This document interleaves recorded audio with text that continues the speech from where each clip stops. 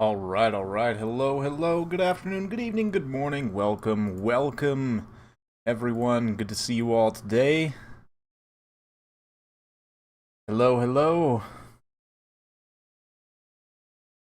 What's up, guys? Gonna be getting started here in just a minute. Just making sure I have all of the replays downloaded. There's an absolute ton of replays from this group, so I hope you guys are ready. It's gonna be a good time.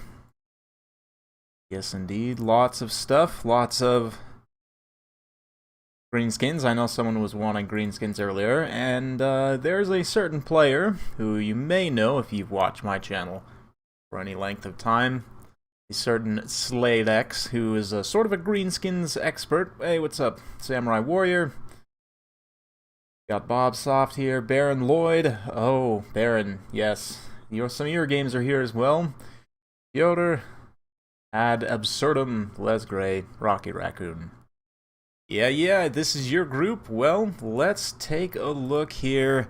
We're going to go ahead and get through. So my entire replay folder right now is just this group. So we've got quite a few to get through. So we're going to start here and kind of go... I honestly should have randomized the order for this a little bit, but... yeah. Let's just go ahead and get started. The way this guys works, for those of you guys who don't know, with the Warhammer World Cup, everyone plays best of two with every other player in their group. Every win gives you a point. The person with the most... I don't know exactly, Samurai Warrior, you can correct me on this if I'm wrong, but the top one or two people, I don't remember exactly. We'll move on. Let me actually pull it up here, rather than just kind of guessing. I do, in fact, have the technology to look, so...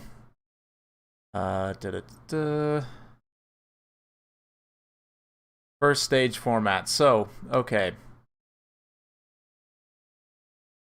Top players from each group. Yeah, it doesn't say. Top 5 pass through to the next stage. Okay. So, yeah, the top 5 from each group will indeed pass through. So, with that in mind, let's go ahead and get to it. This is the Warhammer World Championship. It's the largest tournament ever organized, I believe, for any Total War game in history, which is pretty awesome. Credit to VM Moores for putting this all together. It's a massive group effort. Samurai Warrior is the official referee for this group, so let me know, hey, there's some pretty good games in here, so I wanted to go through and watch. We're going to start with Baron Lloyd yourself versus Nerub. And it looks like we're going to be starting out Tomb Kings versus Warriors of Chaos. I see already a couple, looks like 3 Marauders with Great Weapons, couple of Chosen Halberds, and Chosen Great Weapons. So 4 Chosen in total with Sigvald. Got a Firecaster, 3 Hounds, and a Regiment of Renowned Hell Cannon. Very nice. Against Arkan the Black, 4 Spears, including the ROR. Got a couple Tomb Guard here, a couple Tomb Guard with Halberds.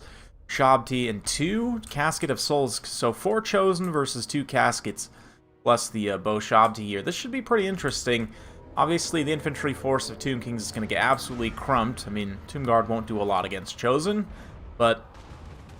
Ooh, right now it looks like the Casket of Souls currently going after enemy artillery on that first targeting. I'd imagine that will be switched fairly quickly. The Hell Cannon also just going after Nikesh's Scorpion Legion in the center. Pretty interesting choice. Or maybe it's actually trying to hit the Shabti Great Bows and it's just hitting the... yeah, it looks like it's actually targeted on the Great Bow and it's just kind of hitting the Scorpion Legion incidentally, which is definitely tough, but... Oh yeah, this game. But let's see. Got the Doggos coming in the back here. This could be a pretty good distraction. Right now the Casket is focusing still on this Soul of Damnation, which definitely want to be switching. I'd probably go after the Chosen with Great Weapons in the center here. Right now the Shabti Great Bow is focusing on this caster. It's a pretty good pick. Trying to get rid of that Burning Head to potentially protect some of the infantry there, but I'm surprised actually how much counter skirmish, and there we go. Now the Caskets are switched on over to the Chosen. We can see already some really nice damage. That should be able to prove pretty good over time. Let's see, we've got a nice Soul Blight coming down here, along with Flaming Sword of Ruin, so both sides kind of throwing in some buffs. The debuffs there definitely will affect the Marauders.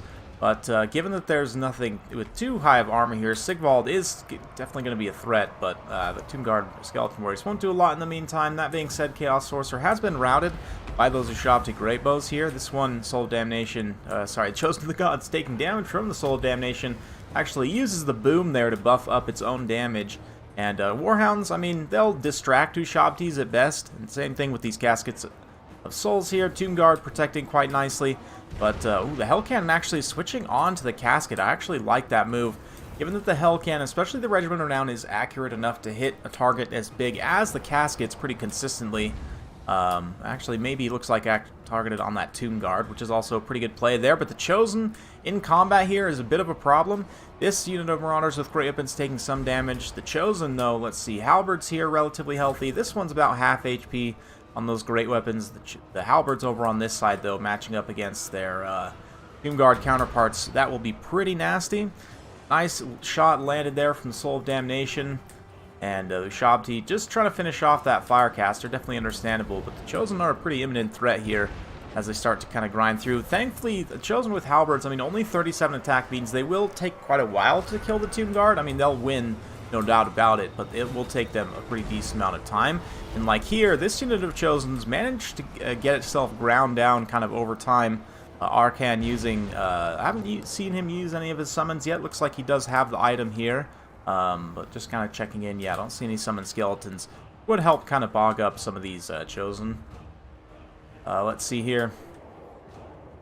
Hounds doing some okay distraction work. It looks like one of them probably routed off, but this other one, even just tying down this Ushabti Greatbow, letting these Chosen kind of fight freely is a pretty decent play there. A little bit of friendly fire from the Soul of Damnation, but those Tomb Guard with Halberds, man. Tomb Guard with Halberds, pretty decent mid-tier Halberd infantry, but oof. Just both sides throwing in the artillery here. Chosen with Halberds are absolutely a superior unit, but yeah, 36-56 versus 25-47. Just way higher weapon strength and everything else. But that being said, if the Halberds can tie down for long enough, it could prove relatively decisive. The problem is, though, that like there's just so much stopping power still left here, and it's like tanky stopping power that's hard to get rid of, right? You do have now Skeleton Warrior Summon helping defend the back line off, bailing out these Ushabti Greatbows. Unfortunately, their leadership is a little bit low. They still have all 9 unit models. Well, there's quite a bit of big damage potential in that unit there. Arcan also coming in to support here. Throws a Soul Blight, which is going to debuff the armor of these Chosen with Halberds pretty significantly. There's only a handful of Tomb Guard fighting here, but if they do manage to get any hits during this time, they'll do some pretty decent damage. Likewise, Arcan himself will do some pretty decent damage, but that being said, Arcan really doesn't want to stand and fight Chosen with Halberds just because they're going to do so much damage to him. You can see the curse actually procs there because they've been doing so much damage to him. And that will do some more kind of counterpunch to those Chosen with Halberds, but with him getting so low, balance power is going to twist pretty decisively, and it does look like Warriors of Chaos will take home the win here. We've got quite a few replays to get through. Normally I try and go through the whole battle, but we'll just fast forward to the end there. Yeah, honestly, I have to say, overall, considering the builds, Baron Lloyd, that was pretty tough build. Like, Nerup had a pretty nice counter build to what you had brought there. Just a little bit of switching your targeting priority in the early game of the Caskets, doing a little bit more damage to the Chosen. Like, you'd be surprised, this is actually closer than it looks. You could have just finished off, like, especially these two Chosen with Halberds here. Just a few more landed shots on them, which granted it is a bit of RNG, like the shots might not always land, but anyway, yeah, Arcan the Black getting some summons off. Pretty decent. Ushabti Greatbows did reasonable value, at least the one there, but I don't know. A lot of people are big fans of Ushabti Greatbows. I don't necessarily love them in certain matchups, especially against a rush faction, where you're already going to be trying to commit to protecting these two Caskets. Like, maybe it's just better to go a little bit wider, have more numbers to kind of bog down. It's tough, though. Chaos is a very strong against Tomb Kings, I will say. The infantry disparity is just so real here, and in fact, they also have fire damage and just strong kind of anti-large AP tools. Interesting to take the Soul of Damnation here as well. A Bone Giant would definitely beat this, but Bone Giant's not a super common pick in this matchup. May actually be better, though. Again, Baron just from it might not be, but just something to think about. If you tried to trade one of these Caskets out for a Bone Giant, take like one Casket for anti-infantry, and a Bone Giant for anti-large. Bone Giant would have silenced this thing pretty quick, and also it's pretty decent at shooting the Chosen as well. I think it might even be able to outrun him. Anyway, let's go ahead and get to game 2. This time there, we're going with the Dark Elves against Baron Lloyd's Skaven. Ooh, yes, yes. We've got a couple of Warped Lightning Cannons here, a couple of Jezzails, some Wolf Rats, Brood Horror, Throt, Plague Furnace, I would imagine, some Clan Rats with shields, and some Skaven Slaves. Dark, Supreme Sorceress, we'll check out the lore of magic in just a second. A couple of Canine Assassins, a couple Feral Manticores, a couple of Counter Bolt Throwers here. We've got 2 Sisters of Slaughter, and Bleak Swords, Sad Swords, a couple of, Sisters of Slaughter. Interesting choice here. Sisters of Slaughter are not an amazing unit right now. They're pretty decent in certain matchups. Their speed is definitely nice, and in this matchup, their speed and kind of DPS, they'll hit certain Skaven units pretty hard, and they also tank melee damage relatively decently. Trade decently into something like Rat Ogres as long as they don't get charged too hard, but right off the bat, Gisele's going to be opening up on those Manticores. Manticores, as flying targets, are a little bit tough to hit sometimes. The Shadow Sorcerers might not be a bad target also, but it looks like, yeah, the Bolt Thrower is immediately going to counter artillery mode, which could potentially be tough for these Warp Lightning Cannons. Let's see if they're able to generate some good value in the meantime. But look at this. Manticore's already getting enraged down onto the ground. They go straight into this unlucky unit of Skaven Slaves here.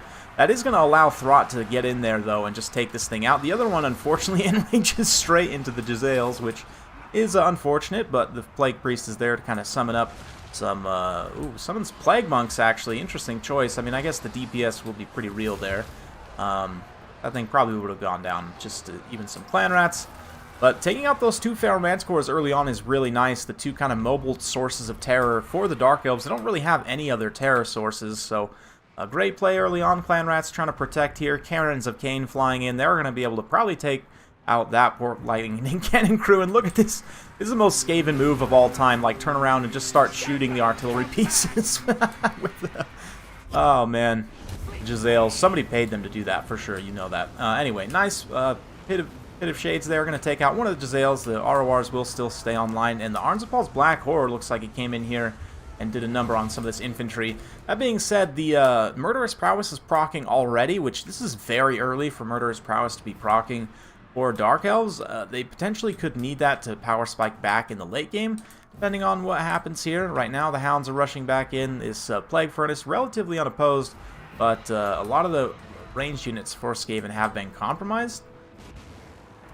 The Heroes and Lords, though, are doing just fine. This Brood Horror is going to get chased off. K-Knight Assassin's doing a decent job there, and these Hounds swept way wide and now going to swing back up and around and hopefully get on some of those artillery crews there.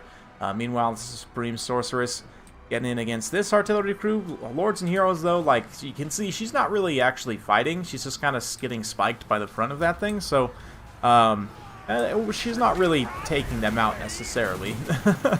Nice little Plague Breath there. The Plague Furnace is definitely going to be an issue for the Dark Elves if they're able to... If the Skaven are able to shut down these Bolt Throwers, they're kind of the only main threat. These Canine Assassins potentially could be a threat as well if they use up all their ammunition, but the one of them is just getting bullied by Throt right now. Another Pit of Shades on the Natty Bubo's Sharpshooters, and Supreme Sorceress still just kind of contemplating the mysteries of the Warp Lightning Cannon there. One thing you can do as well, just for kicks and giggles, if, let's say, theoretically, if you're to use all of this unit's ammo, you could actually have them drop and have this other unit come pick up that artillery piece and use up their ammo. But anyway, this is potentially a problem, though. Throt gets caught out by himself. K-Knight Assassin, no debuff to throw on Throt as he fights the Sisters of Slaughter. But actually, Sisters of Slaughter in that prolonged combat, especially with their Murderous Mastery active, they'll actually probably beat Throt. So he's going to skedaddle out of there. He uses fast speed to just avoid that engagement, which is the right call. There is still this one Bolt Thrower, though, which is a little bit problematic for that Plague Priest there. The Skaven are able to kind of resecure their lines. Probably the Supreme Sorceress is at risk of getting gooned here. Man, as soon as she pulls away, though, just gets spitefully zapped right in the face. The Manticore does drop down. Probably going to terrify away this crew pretty quickly, but already they're doing some nice little damage there. That Plague Breath, too, just took out quite a few summoned Clan Rats there, which is fine. Also going to be a Pit of Shades to try and finish off the doggos, which is a nice play by the Shadow Sorceress there before she gets finished off by double Brood Horrors, getting that last spell off. The Plague Priest also getting relatively low. I mean, let's see, this Bolt Thrower have enough ammunition? It probably does. And this other one's also coming back. With the loss of the 2 Hounds here, with them being shattered, that could be pretty decisive. At the same time, though, this Supreme Sorceress is probably going to get finished off by Throt. Maybe? Oh, it's really close. She gets away with 124 HP. The Warp Lightning Cannons both back online. One of them actually did manage to salvage one of their guns there. So they can get back and start blasting. It's kind of a 5 minutes into the battle. We're going to reset, basically. Both players kind of reforming their lines, so to speak. Manticore gets caught out, though, again, by double Brood Horror. I guess the one is actually distracted by the Karens, but all this time, the one Bolt Thrower has been plinking away at the Plague Priest, and he's lost quite a bit of HP, down to 1600 health, and he's going to be pretty key in taking out all of these infantry, especially like this unit of Sisters of Slaughter here.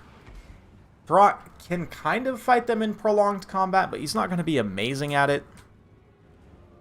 So, yeah. Definitely paid off.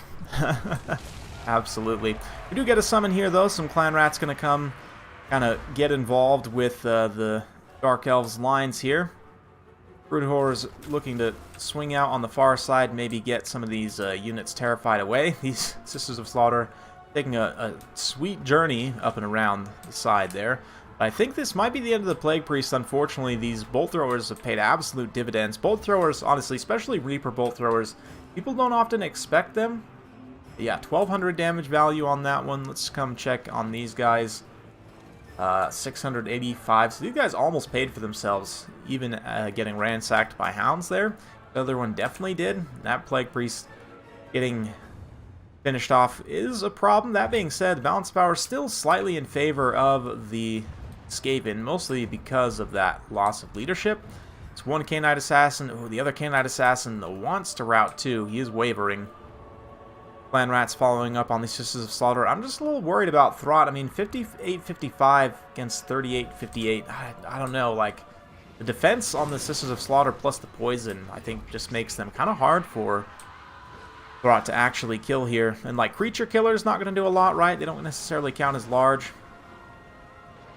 But, Dale's pulling back the MLG column formation for these Warp Lightning Cannons. I actually do get some shots there. Take out some of those Clan Rats, but also doing some damage to the K-Knight Assassin. And it looks like the Skaven have pulled pretty far ahead on the balance of power. These regenerating single entities just too much. And Sisters of Slaughter eventually getting worn down here by attrition. Still kind of like beating this Brood Horror, though. And it gets hit by artillery, too. Might actually rout there. I guess not. But Throt's just going to be a little bit too much, so we'll fast forward through the cleanup phase. So both of them trading point for point. That's a 1-1 on the series, so both of them are now, have a point each in terms of the group point system there, so good stuff. Let's go ahead and now switch over to 2 different players. We've got Nevermore from ITO Clan versus Demandrid.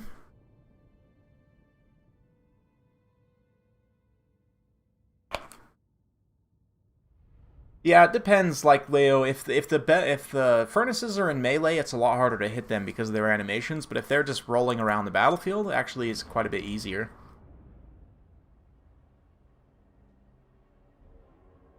Okay, so let's take a look now. We've got High Elves versus Norsca here. Familiar with Grey Weapons. We've got a Mammoth War Shrine, some Marauders up front, a couple of Berserkers, Bullfrick as well, and the Bale Fiend. I actually don't... I need to double check. I don't know if this army is 100% legal. We can look at that in just a minute. Up against the High Elves, we've got a Star Dragon, a Metal Mage plus Tech List, 2 Archers, 2 Lothern Sea Guard, a whole bunch of Spearmen and Silverin Guard, and 2 Illyrian Reavers for Shock Cavalry. Silverin Guard, pretty decent in this matchup. As long as they can be braced against Berserkers, they'll actually trade okay against them, as long as they don't try and countercharge or take the charge.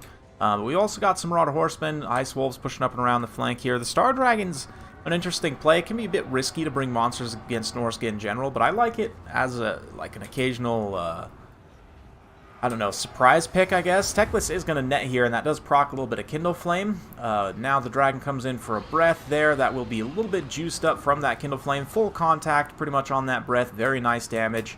Illyrian Reaver swinging out wide, try and go after these Marauder Horsemen, but it looks like this could potentially be a trap. We've got Ice Wolves swinging in here. Berserkers also pushing up. Oh man, the Star Dragon going all in though for the snipe on the War Shrine. Brutal boat, though, just absolutely eviscerates one unit of archers. This other unit of archers is just about gone as well. Wulfric crashing into the flank here, and these Berserkers have managed to circumnavigate. Nice little kind of bait and switch play by the Norscan player here. Ice Wolves and Marauder Horsemen catching out these Reavers, doing immense damage, cleaning up the mobility engagement, allowing these Berserkers and Marauders to get straight into the back line, start going after some of these squishier missile units. Famir with great weapons also managed to come in and kind of counteract this dragon a little bit. The Silverin Guards are basically a hard counter for Famir, but currently they're not actually in combat here. The Famir are kind of matched up solo, not allowing the dragon to do much. Looks like enfeebling foe there as well. Debuff his stats down to 26. Looks like the Silverin Guard do actually finally countercharge in there. But nice terror route out on this flank here. Norsca. Wulfric's going to clean up a couple of units. He actually follows up on the terror route and just allows the infantry to detach, go after some rear charges, and Berserkers going after Sea Guards. This is a really nice catch for these Berserkers. This is a unit that they will tear to shreds, and it's like basically the same cost as them, just about. That is a really nice catch with those Berserkers there. Lothfin Sea Guard essentially completely screwed now. Rear charge too on the Silverin Guard. Great cost-effective move for regular Marauders. Star Dragon still relatively healthy though, as is Teclis. A lot of the power units still in play here. Mammoth War Shrine still 2,400 HP despite the amount of damage it's taken. Another net though, probably going to be followed up by another breath from the Star Dragon, and this will likely end this War Shrine here. Let's take a look. Oh man, barely survives with 384 HP, but very likely to shatter from the shock damage there. The Famir also now kind of getting caught up in a lot of these Silverin Guards and Spears over on this flank here. Berserkers going into a rage. The Famir really need to detach though and like peel out, try and figure out a way to get on this Star Dragon. It's kind of their main target to go after here, but right now it's kind of getting ground down by Spears. That, oh man, Teclis, something happened to Teclis here. I must have missed that horribly. But apparently he got caught out by a Hunter of Champions and just stepped on. Wulfric the Wanderer coming through now, though. He can counteract the Star Dragon just fine. He's got way more HP, massive 68 charge bonus on the ground as well, 525 weapon damage. Star Dragon has more damage, but way less HP and less charge. Marauder Horsemen, I believe Lothern Seaguard actually do get their charge defense when charging in the front like that, but still there's enough numbers of them that they're likely to win out anyway. And this box of Berserkers here just continuing to grind it out against that big old Spear Tide. Famir actually do find a way to get matched up against the Star Dragon, which is because the Star Dragon charged them. Maybe not the best play. Enfeebling Foe gets cast there. Famir don't actually get much of a response, but at the very least, oh man, they do actually get a stagger attack there. A couple more little chip attacks. Little golf club swings there. But Reavers finally come back around. They weren't completely finished off. They get a nice little rear charge on these Marauders here. Mammoth is an impending issue, though. The fact Wulfric's still so healthy. I mean, granted, the Star Dragon does have some healing cap space left. The fact Teclis is also still alive means he can heal it. The Berserker blob over here starting to lose faith a little bit as the one unit gets ground down, but the other unit actually fighting just fine, rapidly getting kills. Oh man, yeah, no net this time, and some of the breath attacks missiles actually do miss there. Silverin Guard, though, chasing off some Marauders, but ooh, we had a boat go through over here. Racked up some more kills, up to 134 kills for Wulfric. He's now coming to bail out this unit of Berserkers, which is still fighting, up to 74 kills. Berserkers are such a strong unit for the cost. They're absolutely the best kind of dual-wield anti-infantry DPS, and oh man, Teclis just gets straight up killed there. Oh man. Teclis just ends it all against Wulfric, and I think we know who wins after that. High Elves immediately going to hit army losses. Ooh, man.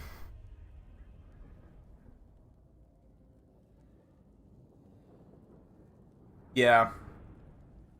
I guess, is that Yeah, I guess that is legal then if it's the War Shrine and not the Soul Crusher. Wolfric, though, 3,400 damage value on absolutely insane. Just, he's a monster. True monster. So, Marauders also, some of them trading decently cost effectively. Berserkers doing their thing here against infantry.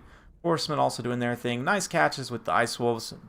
Basically turning the Reavers into a non-factor. I mean, one of them came back to a little bit there in the late game. Star Dragon actually just about pays for itself. Well, not really. I mean, I guess it's like 2,400, so not at all, actually. Lothran Seaguard, though, pretty good here. I like him in this matchup. Silver and Guard do okay. Generally holding the line and trading pretty cost-effectively. Techless just getting deletified, though, by the Mammoth is a problem. So, go ahead and get to game 2 between these two. This time, Nevermore going with Lizardmen. He's got Mazdamundi, 4 Chameleons, 3 Javs, a couple of Saurus, and Horde of Sotek, couple of Spear Riders, and 2 Solar Engines versus Dark Elves. Malekith, 5 Spears, 2 Halberds, 4 Crossbow Cav, Bolt Thrower, and 2 Scourge Runner Chariots. So very straightforward, but oh man, right off the bat, these crossbow repeater crossbow Dark Riders get a terrible engagement against some Chameleon Skinks. This is awesome for the Chameleon Skinks, very cost effective for them, just trading straight in, and the missile resistance means that, yeah, basically repeater crossbows do nothing here. Yeah, 2 archers straight up get deleted by wind spells, so it helps to kind of put them in, not like a full-on checkerboard, but to not necessarily just put them in a straight line.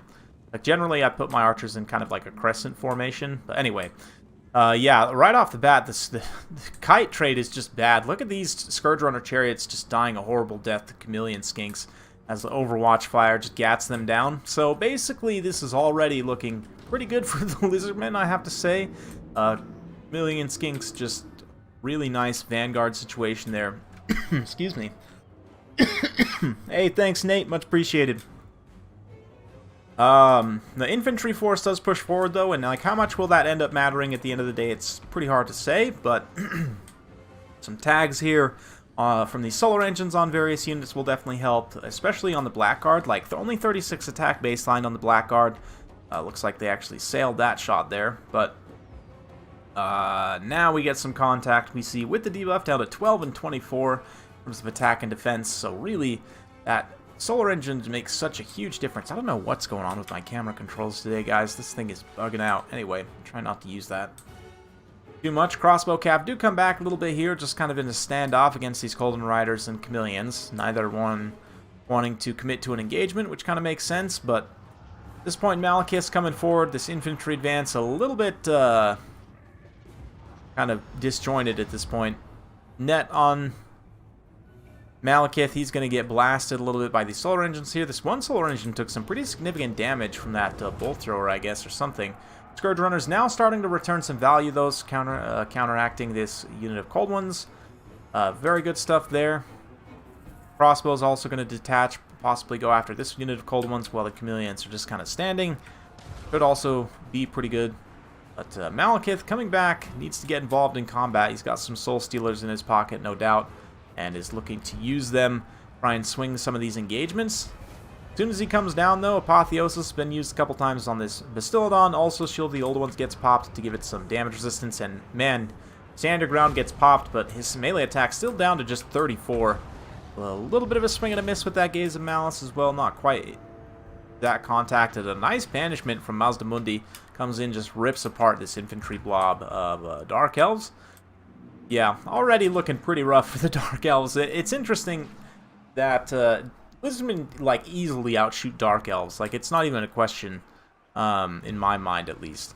Really, even if you go mass bolt throwers, like, Lizardmen, just Chameleon Skinks are so devastating in this matchup.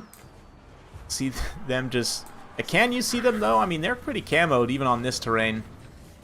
Using their little blowpipes to just dismantle Scourge Runners, which does give me some satisfaction. I mean, both of these units are kind of hated across large portions of the community, so how much does this actually matter? It's hard to say. We'll fast forward through the rest. I think I know how this is going to end, which is that Lizardmen will just kind of shoot the Dark Elves to death. I don't know, actually. Scourge Runners managed to hang around a surprisingly long time. I guess that's Dark Elves leadership for you, but Mazdamundi has plenty of support on the ground. whereas Malekith does not. Blackguards, another unit's just getting ground down by attrition. All the poison, all the death javelins, and people say Lizardmen are weak. Yeah, that is Nevermore. From the ITO clan, Demandrid, having a little bit of a rough go of it there, but well played to him regardless. Solar Engines doing their thing, Chameleon Skinks. Basically, yeah, Lizardmen shooting build. Super, super strong. Is anyone surprised? Because you shouldn't be.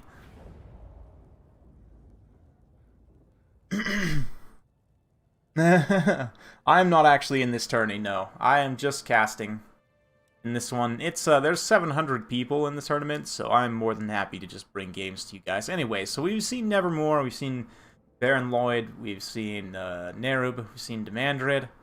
So let's go to game here. Let's go to, oh, Rocky Raccoon, you're here. Let's do you versus Sladex.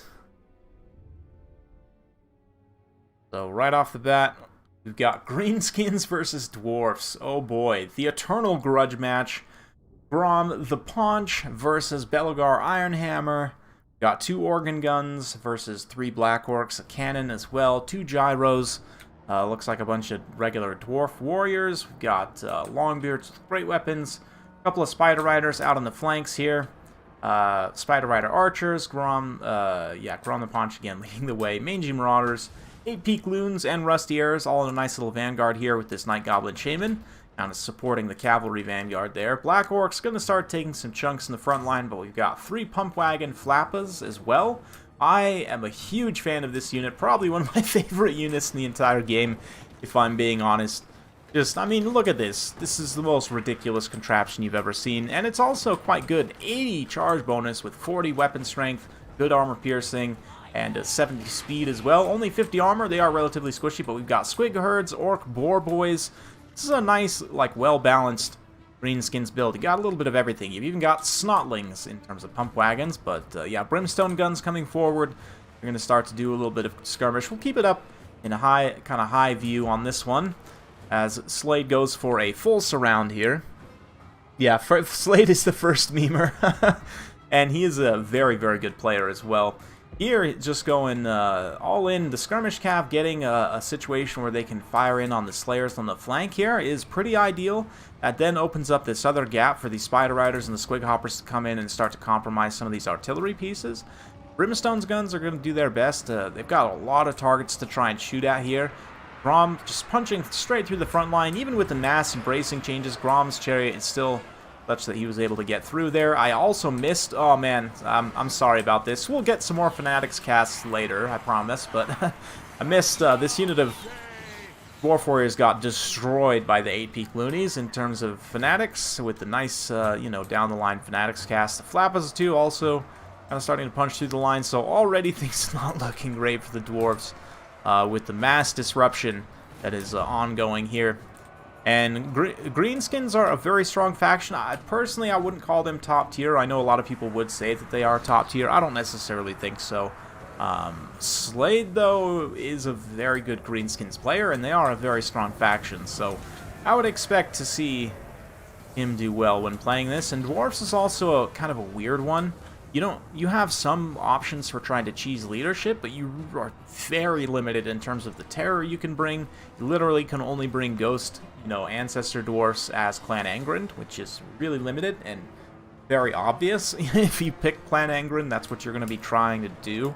So in that way, dwarves are already limited against kind of the main weakness of the Greenskins, which is obviously leadership, right? And the fact that Greenskins have great disruption and rush tools means it can be a tough time. And this is basically what we would expect. No shame in losing like this. It is pretty brutal, but it's... I mean, I would probably have the same thing happening if I tried to play Dwarfs against Sladex Greenskins. So we'll fast forward somewhat. The Dwarf leadership will hang on for a decent amount of time here against Grom's assault, but most of the Dwarven force has already been routed. You can see the Brimstone guns.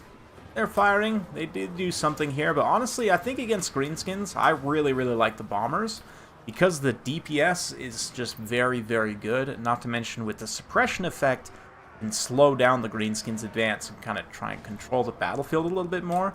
Greenskins also don't have a lot of air tools for counteracting the bombers, so actually I would say Rocky Raccoon, from a build perspective, I would consider going double bomber actually in this matchup. The bombs are really good against Greenskins infantry.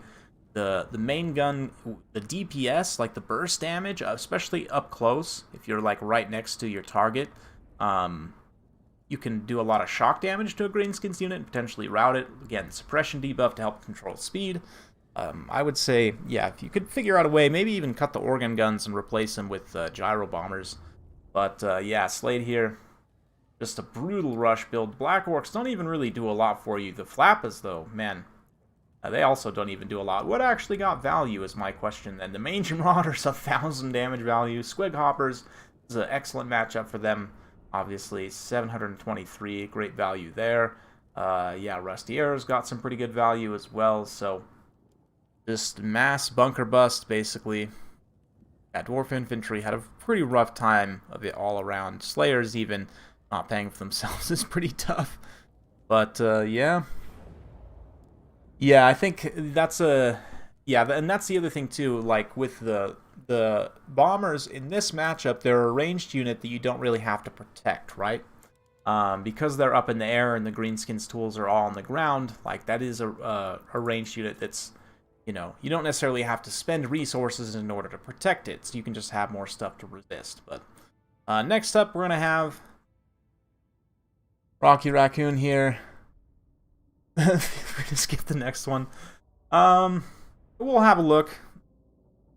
If you makes you feel any better, Rocky Raccoon, I got absolutely destroyed multiple times in the Everchosen in front of like 20,000 plus people. So there's no shame in losing to, you know, one of the better kind of experienced rush players and a legendary memer. I mean, we'll see from some of his other games here that Slade is one of the craftiest, and you know, it's just he plays primarily in this tournament. I think he played only Greenskins, Beastmen, and Norsca. I think he played maybe one game of, but so far, the pretty quick onset of battle here. We've got some Spearman herds, Gore herds with shields, and a giant line of Ungor Raiders, giant line of spawn as well, 4 spawn. This is a super wide Beastman rush build. Right now, Rattling Gun's doing a decent job kind of holding out some of this advance here, but the Skaven Slave initial line will get blown up pretty quickly. Eshin Triads here do manage to catch some of the Warhounds, but the units getting detached there to try and peel and go after them. There's a lot of monstrous presence here, though, and as the Beastmen's initial lines start to kind of filter through, like, even the Ungor Spearman herd beat Skaven Slaves pretty decisively, so it'll start to turn a little bit rough, but help it. Rat Ogres charging in here. The other thing, too, about Ungor Spearman herd is their anti-large trade against low armor targets. Like, Rat Ogres is pretty decent, but obviously with this kind of critical mass box, that could potentially change things here. Throt and the other units pulling back. This Razorgore Chariot did break through, got on one unit of Rattling Guns, managed to compromise them. You can see the other Rattling Guns immediately turning to shoot, pinning them in place, along with the poison from Throt. That should basically keep them nullified, more or less. And yeah, very quick kind of delete there. Nice pocket presence here in the center as well. Some Summoned Plague Monks doing really good damage, defeating the Blackhorns, Ravagers, Regiment of Renown. That's great value there. Also doing a lot of damage to these Chaos spawn. A Plague Priest, not on the Furnace, but we've got Morgur over here. Unfortunately, the Pit Fighters of Hell's Deep did get caught up against a superior number of spawn, and the Ungor Spears especially helping to turn that around. Triads against spawn, they really just don't have enough meat, not enough HP. Like, their physical resistance only goes so far against the high weapon damage and so on. But Hounds swooping in again, trying to get after those weapons teams. Razorgore Chariots may be coming back from route here, but look like not quite. The Rattling Guns are managing to use up a decent amount of their ammunition, though, firing against those Chaos spawn. But the central blob fight is going to go pretty well in favor of the Beastmen, and a huge factor in that is these Ungor Raiders. Raiders are a oppressive unit. Like, I kind of joke about Ungor Raiders being OP, but they are legitimately very strong. Like, very, very scary units, and Skaven definitely feeling that here, as even the summoned Rat Ogres get multi-gatted down. Eventually, the Throt the Unclean and the Packmaster come back, start to try and deal with the Ungor Raiders, which is definitely the right play, you know, kind of in hindsight, but balance power still pretty close, all things considered. The Skaven getting some resources back from route over here. The missile situation, though, is about to turn against them pretty badly. Warhounds getting in on the Natty Bubos. Rather Rattling Guns struggling to get away from the spawn. The spawn's poison is affecting them pretty significantly. Now getting charged by those chariots who had earlier been routed. Yeah, Plague Priest unfortunately getting taken out here, and at this point it becomes pretty clear that Skaven, weirdly enough, don't have enough numbers to defeat the Beastmen horde. And it is a veritable horde of Beastmen. Man, full stack from Slade here is a very strong build. I would say this build in general is probably a strong Beastmen build to take in most matchups. Like, I would need to kind of test it out a little bit here. Throt actually does manage to hold out for quite some time, which is pretty impressive. Pretty much defeating the spawn. He's got this kind of rally going here, so maybe with these clan rats with shields, he's got the pit fighters now in a little bit of a rally here. Unfortunately, going after Morgar I do think is a little bit of a mistake because you're basically not going to be able to kill him, right? So you're able to maybe finish off some of these spawn and then roll up some of the archers, especially the Ungor Raiders. Maybe that would make a difference, but the comeback kind of starts to fizzle out a little bit here, and we'll hit army losses. So Slade taking home another win, so he goes up 2 points, and yeah, Spearman Herd there, getting some decent damage value in. The Blackhorn's Ravagers actually getting hard countered by that Clan Rat Summon was pretty nice. Razor Gore Chariots, despite the nice catch early on, they unfortunately just didn't get finished off. And, yeah, these Warhounds chasing off a lot of routing units is, at the end of the day, pretty decisive. The spawn, a couple of them were limited pretty well. The others did fulfill their role, though. But these Raiders, man, yeah, like 700 damage value, almost 700 damage value, pretty much across the board on them is just, it's nasty. These guys in this matchup especially are a unit that you do need to worry about. And I almost think with your build here, Rocky Raccoon, you could afford to, because, I mean, besides sniping a caster, which you were able to do, there's not really a lot of use for Natty Bubos here. I think maybe 3 weapons teams is too many to try and protect. So for you to cut Natty Bubos and just take like 2 units of poison dogs, that would help you kind of counteract some of the Beastman mobility and potentially go after some of these Ungor Raiders as well. Just kind of some food for thought from a build perspective. But overall, I would say you acquitted yourself very well here. This is a brutal build from Slade. Like, this is a nasty, nasty, mean build. And you did very well, all things considered. I'm not the biggest fan of taking Clan Rats as a unit. I think you're better off to just go with cheaper chaff and then bring more power units. But they actually do reasonably well here. The Triads also, I'm a fan of these guys. I don't see them too much, but they did well here. Rattling Guns also, one of them definitely paying for itself. The other one, not quite so much. Yeah, the Rat Ogres did decently. They kind of have a hard time because they have just a weird trait against Chaos Spawn. And like they pay for their armor piercing, which doesn't really benefit you that much against Beastmen, but at the same time you kind of have to take Rat Ogres. I don't know, maybe you take Flayers instead, even though you can't heal them. They're just, the armor is probably better. I don't know. I'd have to rethink that matchup a little bit. Some of the new Skaven tools. Maybe you go like Flayers and Dogs. That'd be weird, but maybe it could work. Anyway, let's go ahead and look here. We haven't seen Rumeto yet, so let's watch him versus Demandrid.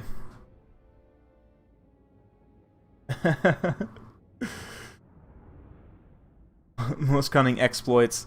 His probably my favorite strategy I've seen him use, which we, I guess spoiler alert, we will see him utilize this strategy. This is a bit of a preview, I guess.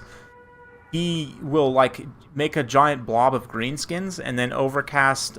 He uses either Tricksy Traps from Scarsnake or he'll overcast Night Shroud from the Lore of Little Wa to hide his units, like a giant rush of monsters on the approach against a faction like Vampire Coast or Dwarfs or, some other kind of missile-oriented factions.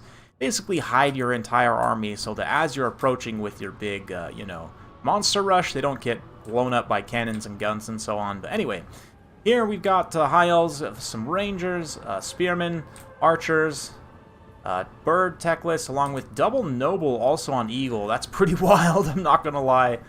The Noble Eagles are interesting, let's say, but they're both here. And we've also got plenty of Illyrian Reavers. On Empire side, Karl Franz up in the air with some Reiksguard. He's got Silver Bullets, plenty of Veteran Spearmen and the Sigmar's Sons. More Reiksguard over here, Jade Wizard, the Mortar we've seen raining in some fire already. I don't think it's made a single contact yet, but it's here, you know, pressuring nonetheless. We've got a little bit of an interesting kind of engagement where everyone's rear charging each other. This unit of Rangers does get surrounded by Veteran Spears, which is not great, but these Reiksguard are swinging out pretty wide here. Definitely want to try and hang around, and just Reiksguard charges in general into these Rangers will absolutely deletify them. But Teclis now going to come out and just kind of pin these Reiksguard in place, or at least attempt to with his Eagles. I don't know if this is necessarily the best play, but... will I stream all the groups? I don't know if I'll stream all the groups. This is just one that I saw. It was basically done relatively early on, and Slade's a player that I do enjoy watching play. I was interested to kind of see how this group shaped up, so... Yeah, right now Reiksguard getting caught by multiple units of Lyrian Reavers, and even though they've got decent armor, just getting overwhelmed by numbers. Franz also looks like he's going to maybe try and peel and go back after these archers.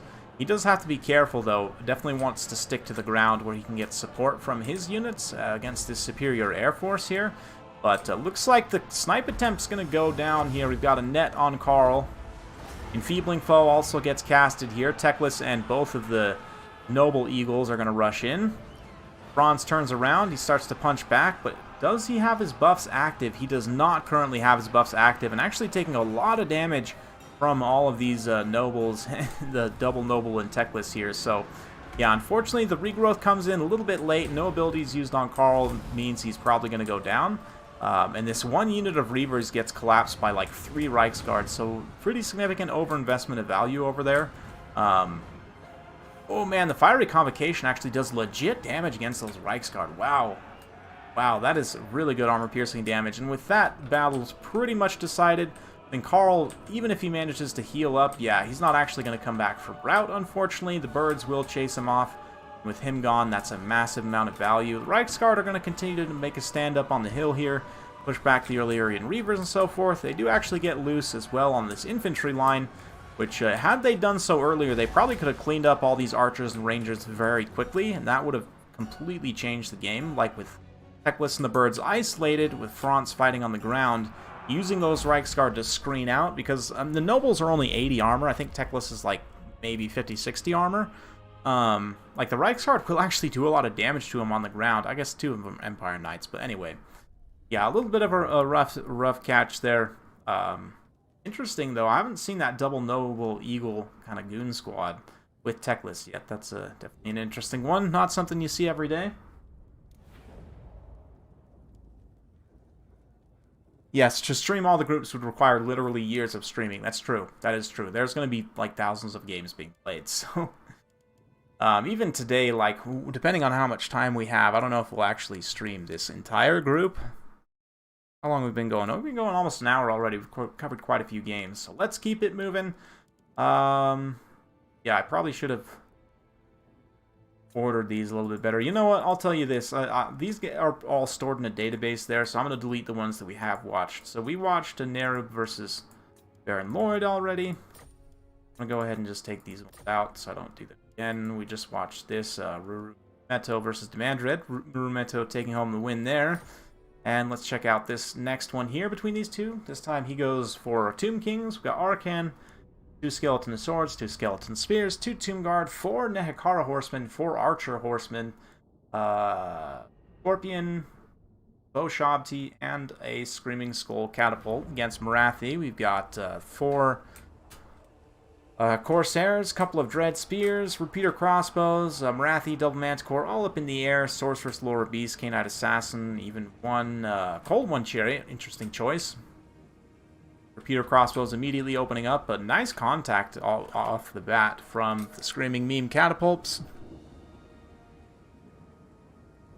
Gold chevrons on Empire Infantry. I'm actually a pretty big fan of that in certain matchups. Like, Empire State Troops are some of the best units in the game for putting chevrons on because they don't have any special abilities or traits. Like, basically, this is the way it works, right? All these abilities down here at the bottom you pay for, pretty much, besides, like, Hide. That's a super common one, right? But, like, Dark Elves and High Elves all, for example, you pay a little bit of a premium on the unit's stats over versus, say, like, Empire State Troops for this Murderous Prowess or Martial Prowess or whatever else.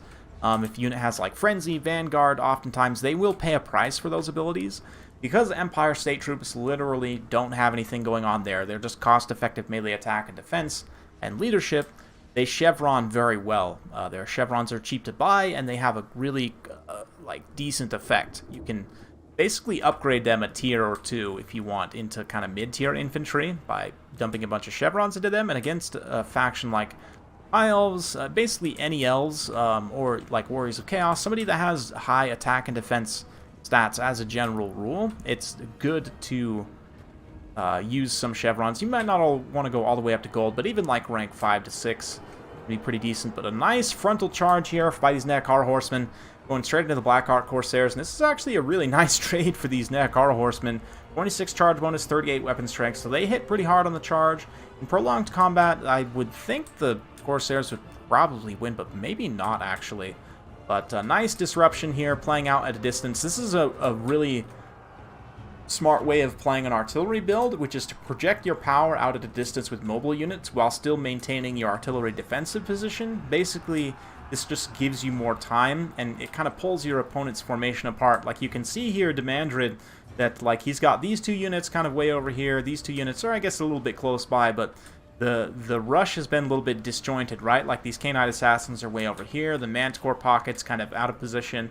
So as a result of that, then you can kind of force these piecemeal engagements that are more favorable for the Tomb Kings, because obviously skeletons aren't going to beat Bleak Swords, for example, right? Like the one-to-one trades for Tomb Kings are not going to be as good, especially in terms of infantry. So this is a way to equalize that, right? Is to try and disrupt your opponent here. And Arcan actually on the Chariot gives him some really nice anti-infantry power. So Nekara Horsemen pulling fully back here, and wow, Marathi's just been getting absolutely destroyed by these Skeleton Horsemen archers. I've been missing this the entire time. These desert bow dudes. Bony bow boys. Yeah, let's go with that. The bony bow boys. They're doing a great job against Marathi. Actually rout her off here. I don't know if she got any Soul Stealers. Guess we can actually take a look here. Yeah, did get one Soul Stealer, actually, and looks like she might have got one more just before she routed there, but she'll probably come back from rout, might be able to recover her HP a little bit, but that's a pretty big loss, some great value generated by these Skeleton Horsemen archers, and now they're just sitting and trading with the Cold One Chariots. The Cold One Chariots actually will trade okay in a missile fight there because of their armor, but it looks like the Repeater Crossbows are the primary target. Two Manticores are still online. They're being held in place, though, by the Nekara Horsemen as the Screaming Memes continue to pound away. Just, you know, sending Harambe's head at after these Corsairs and the Dread Spears and so on. Yes, if you didn't know, it is actually the spiritual head of Harambe that they shoot out of that thing. Oh, man, and that... Oof.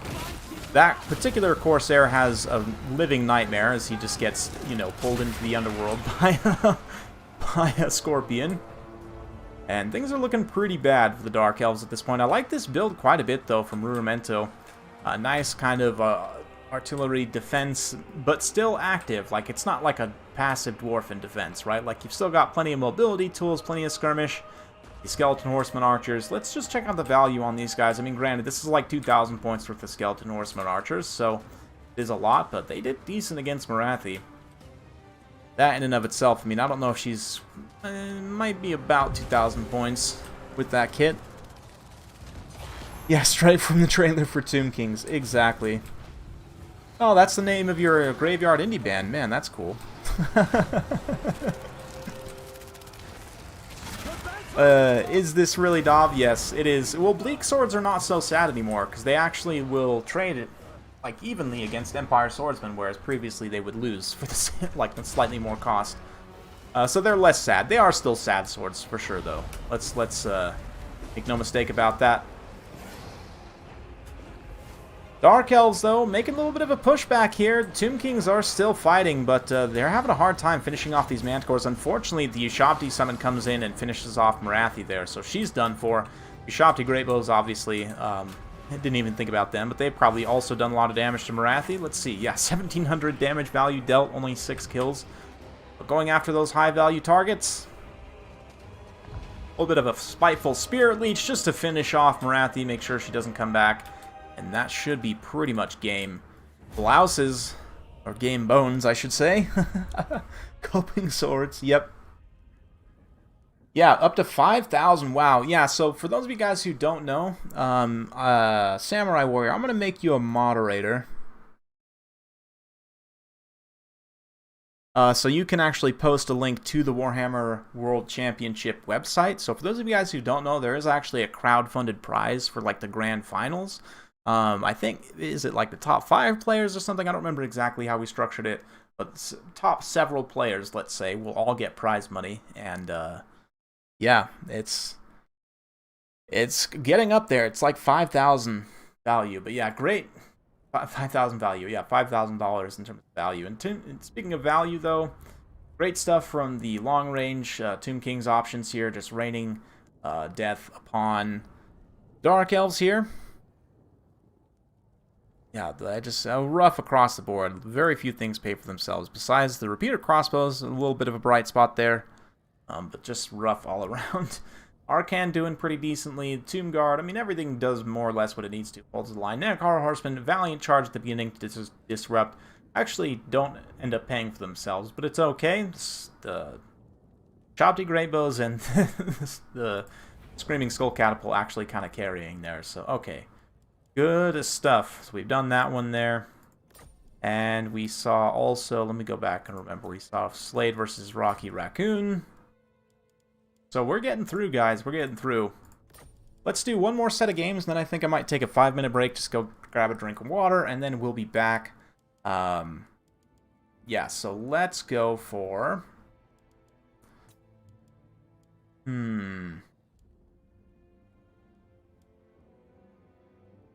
I think I might have deleted the wrong now, but that's fine. Oh, no, they're just separated. Let's do Rocky Raccoon if he's still here. Yeah, Rocky Raccoon's here, so let's do another one of your series versus the Rope. I don't think we've seen the Rope yet. So, Rocky Raccoon versus the Rope. That's game 2. Where's game? Got it here. Here it is.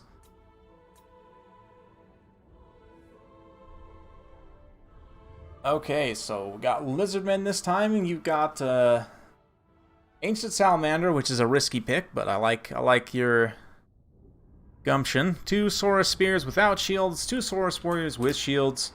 We've got Lord Mazamundi up on Slock here, and yeah, that's basically it. The Feral Bastildon's fairly straightforward build, 3 Chameleons. For the Greenskin side, Grom the Paunch, we've got Wolf Riders, Wolf Rider Archers, a couple of Squig Hoppers, and this is an interesting one against Lizardmen. They don't have a missile block chance, which is a bit of a problem against Chameleons, but the anti-infantry AP plus immune to psychology does make them kind of decent at trading into a number of targets. The immune to psychology, they can kind of stand and fight the low-tier dinos. It's not great, though. We've got Savage Orcs, Goblin Archers here, a big old line, some regular Trolls, Savage Orc Biggins, Skulkers, so interesting kind of mixed infantry force here, just a lot of different stuff. To be honest, excuse me. Yeah, good luck, Zach. It'll be interesting. Yeah, a lot of the groups, it's interesting, some of the groups are like done already, and some of the groups haven't even started yet, so there's some time, there's quite a bit of time still to get matches in. A little bit of a light cavalry attack here. The Wolf Riders and the Squig Hoppers getting in, doing some good damage against the Chameleon Skinks. Wolf Riders kind of absorbing some of that impact. The Chameleons will eventually rout off these Squig Hoppers. Squig Hoppers getting some nice damage in the meantime. Grom's also going to potentially commit to a melee engagement. Nope, he goes ahead and nopes out of that. The Ancient Salamander is returning some counter skirmish here. Let's see, it's got 0 kills so far, so actually hasn't made contact with any of its attacks, but a nice kind of preliminary banishment to help disrupt. Unfortunately, the Rusty Arrows do manage to dodge that, and the Ancient Salamander shots hilariously inaccurate here. I'm not really sure at all what they're shooting at, unfortunately. Oh, nice hit there on those Savage Orcs. Both these players kind of pulling up in range, deciding what and how to engage. Troll Hag, unfortunately, just getting forgotten. Maybe not so unfortunately, but these Savage Orcs get netted here. Going to have a Comet get dropped. This is quite a bit of Winds of Magic to spend on a unit that's actually only 550 points. I mean, it is going to do pretty significant damage. Ancient Salamander finally lands his shots on that column of Goblin Archers and does pretty good damage there as well. But Mazdamundi's got to be careful. This line of archers might not seem too threatening, but they will do very cost-effective damage to him. That being said, he's kind of just committing to the infantry fight at this point. The 8-peak Loon's definitely taken a lot of that damage there. Saurus Spears helping to defend the flank. Squig Hoppers are all kind of rush in, bypassing them and go straight to this Saurus that's on the flank here. The Trolls also fighting. Will be an interesting trade there. But Mazdamundi, yeah, gets the Apotheosis. Shield of the Old One's also being popped now at this point. Finally, Ancient Salamander makes contact with the Rusty Arrows and deletes a bunch of unit models at the same time. So the Ancient Salamander proving that if it can make contact, it will generate some really nice value. But it's already used up a lot of its ammunition and still hasn't paid for itself yet, but starting to do so. Mazdamundi is in a little bit of a pickle here against this big blob of stuff. The Savage Orc Biggins are in here. The Nasty Skulkers also, they're up to, what, 38 attack because the Opportunist Murder, and only 41 defense on Mazdamundi. I say only, but it's just going to be very cost-effective trade for the Skulkers here. Wa also being popped now, so they're up to 62 attack. That is just insane for a unit of this price. 38 weapon strength. A nice Comet of Cassandora there does land and do some significant damage to the Savage Orc Biggins, but it looks like Mazdamundi's probably gone regardless. Those Skulkers, man, I'd be curious to see how much value they actually generated. They now get Terror Routed, which is not surprising, but 500 damage value, so they paid for themselves in that short amount of time, just shanking Mazdamundi's, Slock's ankles, I should say. But Lizardmen still fighting here. There's still plenty of Saurus, especially the Saurus Spears, holding out just fine against these light cavalry. The Chameleon Skinks also. Likewise, the Ancient Salamander. Now fighting Trolls in melee, which actually is not an interaction I think I've ever seen before, but as long as the Ancient Salamander doesn't take too much damage, it should actually trade okay against the Trolls, given the fire damage and the, DPS here. Yeah, decent weapon strength. But very low HP on the Ancient Salamanders. You really don't want it fighting as much as possible. Pulls out of there. Gonna now shoot the Trolls. Oof. Blasting the Biggins, too. Yeah, Savage Orc Biggins there, getting terrified. Maybe the Lizardmen will pull this back, even with the loss of Mazdamundi. Still got quite a bit of monstrous presence here. It looks like the Feral Bastildon has gone out of control. The Troll Hag now comes forward, but just getting gadded by Million Skinks. Ancient Salamander, you know what it could do with its last shot, because it gives extra fire weakness, is like pop this Troll Hag in the face, and then charge her, as she'll get that flammable effect, and, the 40 charge plus 365 weapon strength, 1 for every weapon strength of the day. But it looks like regardless, her Troll Hag actually gets routed there. So Ancient Salamander actually proving really nice here at this point. 900 damage value up to 1,000. Yep, still, that seems like kind of low to me. 10,000 damage dealt, but helping to clear out some of this chaff and so on. The Greenskins really starting to run out of meat, which is not something you see super often. His light cavalry force still online, though, still harassing and haranguing these Chameleon Skinks, who are also fighting back in melee. I say just fine. It's a little bit rough, but Grom could potentially be a problem into the late game here, especially as the monstrous presence starts to crumble. Lucky Banner on him. The Feral Bastildon really doesn't have much left in the tank at all, and the Ancient Salamander fighting in melee just really doesn't have enough HP. I mean, you can see still above half HP technically, and it's only 1,800, so just the amount of HP is so low there. Grom's, almost 4,000 HP base, including his regeneration. So we'll see. Balance power starting to tilt in Greenskin's favor. I think I deleted this game from my memory. Honestly, all things considered, this is a interesting build, I'll say. I don't know. The Ancient Salamander actually did a lot better than I expected of it. And here, is it going to beat Grom, actually? It's doing a lot of damage to him, and Grom's leadership is surprisingly low at this point. The Saurus, and Grom gets terrified here. That is a big, pullback on the bounce power. Unfortunately, a lot of the stuff still being chased in the periphery. Those Chameleon Skinks are not going to come back from route, but man, this Ancient Salamander is proving me wrong constantly. Gonna come in and potentially rout the trolls now. Does get Spirit Leech, which is actually kind of bad. The Spirit Leech is pretty good against an Ancient Salamander. Manages to rout the trolls here, but that Spirit Leech actually does enough damage to just finish it off. That's very, very painful. Oh, yeah. That was it was a nice attempt at a pullback there. Grom getting terrified. This box of Saurus will hold out for some time probably, but let's see. We'll put it into fast forward. We've still got quite a few games to cover. Saurus box holds out for some more time. Another Wah being popped, so all these units have a little bit of extra damage. Also, the ability from Grom gets popped, and yeah, at this point, the Saurus are going to give it up. It was a great game, though, honestly. That was a very, very good game, considering how I was not sure how your build was going to work, personally. Like, I thought it was a little bit odd. It actually ended up doing pretty well.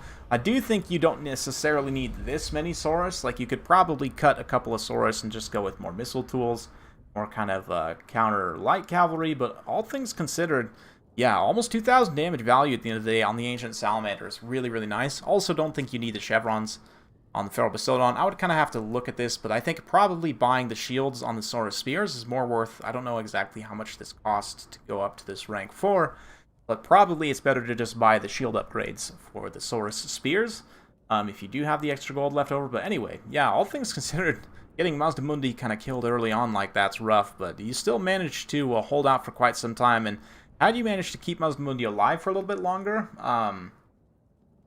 Probably would have worked out in your favor. One thing from a spell selection to Rocky Raccoon is, rather than taking the Comet of Cassandora, I probably would have gone with Harmonic Convergence to self-cast on Mazdamundi. That way, when he's in that melee blob on Slock, he has the extra stats, especially melee defense from Harmonic Convergence, but just continuously using that on himself to keep his stats up as much as possible, help equalize some of those melee fights is pretty important. So yeah, Grom gets some pretty good value here. The infantry, interestingly enough, kind of mixed. Wow, 900 damage value at the end of the day from Nasty Skulkers. They're one unit that it can be kind of hard for them to pay for themselves, but at the same time, if they get an opportunity to trade upwards into an armored unit that doesn't have amazing melee defense, and they maybe get some buffs, they can trade way above their value, potentially. Savage Orc Biggins doing pretty well here as well. Light Cavalry Force did more or less what it needed to in neutralizing the Chameleons. 1,600 damage from Mangy Marauders. Man, doing great damage with their bows, and also probably facing a lot of routing units off. Trolls actually do pay for themselves too, interestingly enough. So, very good game, I have to say. That was quite close. Let's go ahead and get to game 2 between these two. Rocky Raccoon this time going with the Dwarves. Once again, I should say. I believe, yeah, he took Dwarves against Slade. Belagar, again, we've got Thane. 3 Dwarf Warriors, 2 Longbeards, 1 Longbeard, great weapons, couple of Slayers, a very brave force of 2 Gyrocopters. We've got Iron Drakes, Thunderers, and yeah, 3 Slayers, including the Dragonbacks, 1 Cannon as well.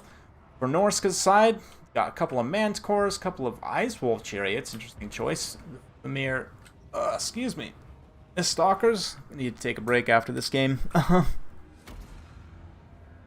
Anyway, yeah, we've got a bunch of Marauders, obviously, Marauder Great Weapons, Icehorn Marauders even, a Famir of Shadows, and Wolfric on a Chariot. So, interesting build. The Gyrocopter Steam Guns will be great against the Marauder Infantry. That's, you know, basically that handled more or less. Also, Iron Drakes, the Fire Drakes are an interesting one. They're better for clearing out infantry, and most of the units which are actually weak to fire on Norsca's roster are large, so it's not like you get a ton of benefit from these guys, but I do like them for clearing out Norscan infantry, certainly. The Slayers can kind of handle the anti-large duties. The Cannons also probably going to be turning and firing at the Chariots, as do the Thunderers. Really nice volley there. Doesn't actually do all that much damage, but just sending a message more than anything. But, oh yeah, let's get in close. Watch some Marauders get roasted in 4K. I'm actually not streaming in 4K, but I'm recording. I'm playing in 4K, and the videos I've been recording recently have been in 4K. Hopefully you guys have been enjoying it. Oh man, this game is awesome.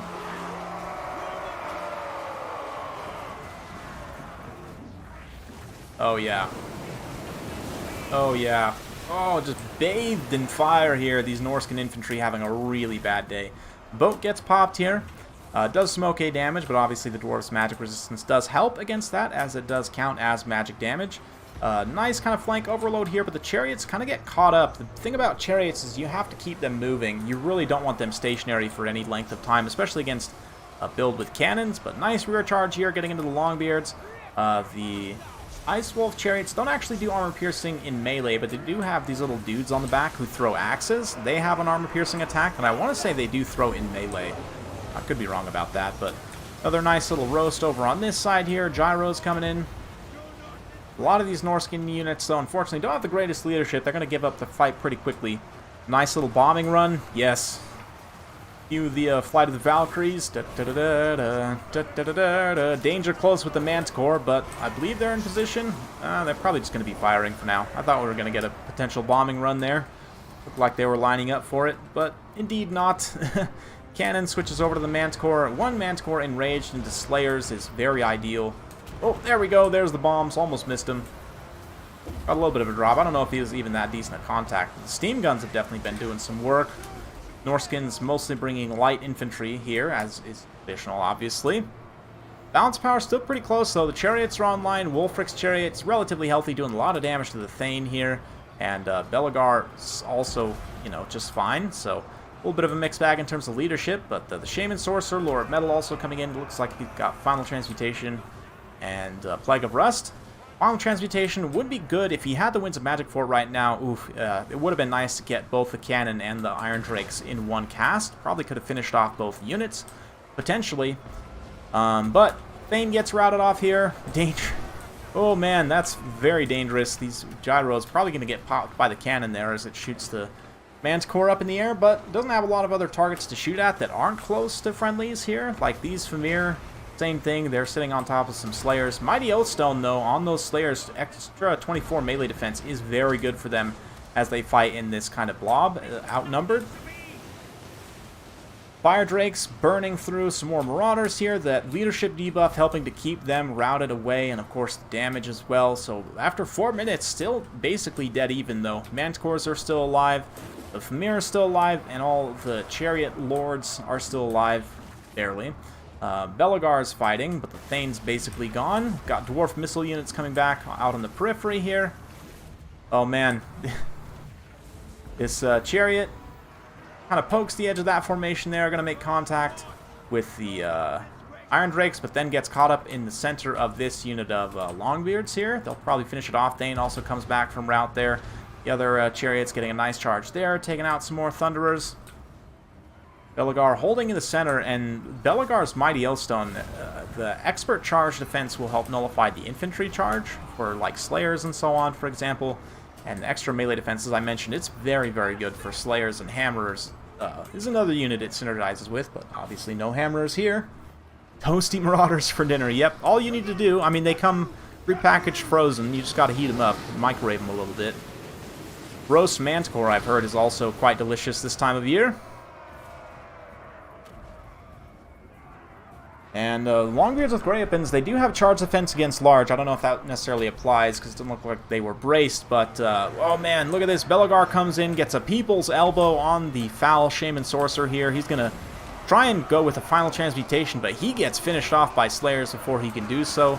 Now the Slayers, tattered handful of Dwarf Warriors fighting these Marauders here. And Wulfric in sustained combat against Belegar is not going to be great. Belegar pops his Mighty Oathstone to help counteract taunt here, and with that gone, I mean, Belegar is just going to be absolute revenge incarnate here. 69-60 in terms of stats. He's got the item, right? Yeah, this item, I forget what that is actually called, but anyway, Emmer of Angrand. Yeah, if his leadership is high, he gets a +9 melee attack and a bunch of extra stats. Quite good stuff. 69 melee attack, very nice. At this point, the Norscan force is starting to run out of steam, and the steam gyro is also firing in at the Miststalkers.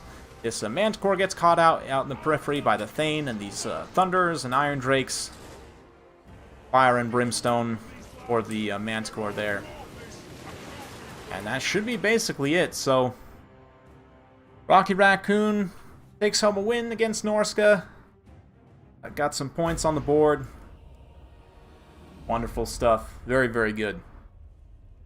Very, very good. Yeah, Belagar holding out against the Chariot Lords quite well at the end of the day. Dwarf line doing its job of holding. Slayers do great here. I mean, they trade, as long in the right situation, they'll trade okay against the Marauder Infantry, but just in general, they kill everything here. Fire Drakes also 1500 damage value is awesome for them, helping to keep that chaff routed away. The range units largely are able to actually pay for themselves, which is quite nice for the Dwarfs. That's definitely a deciding factor. Almost 3000 damage value on Wolfric, though, but definitely very scary on the Chariot.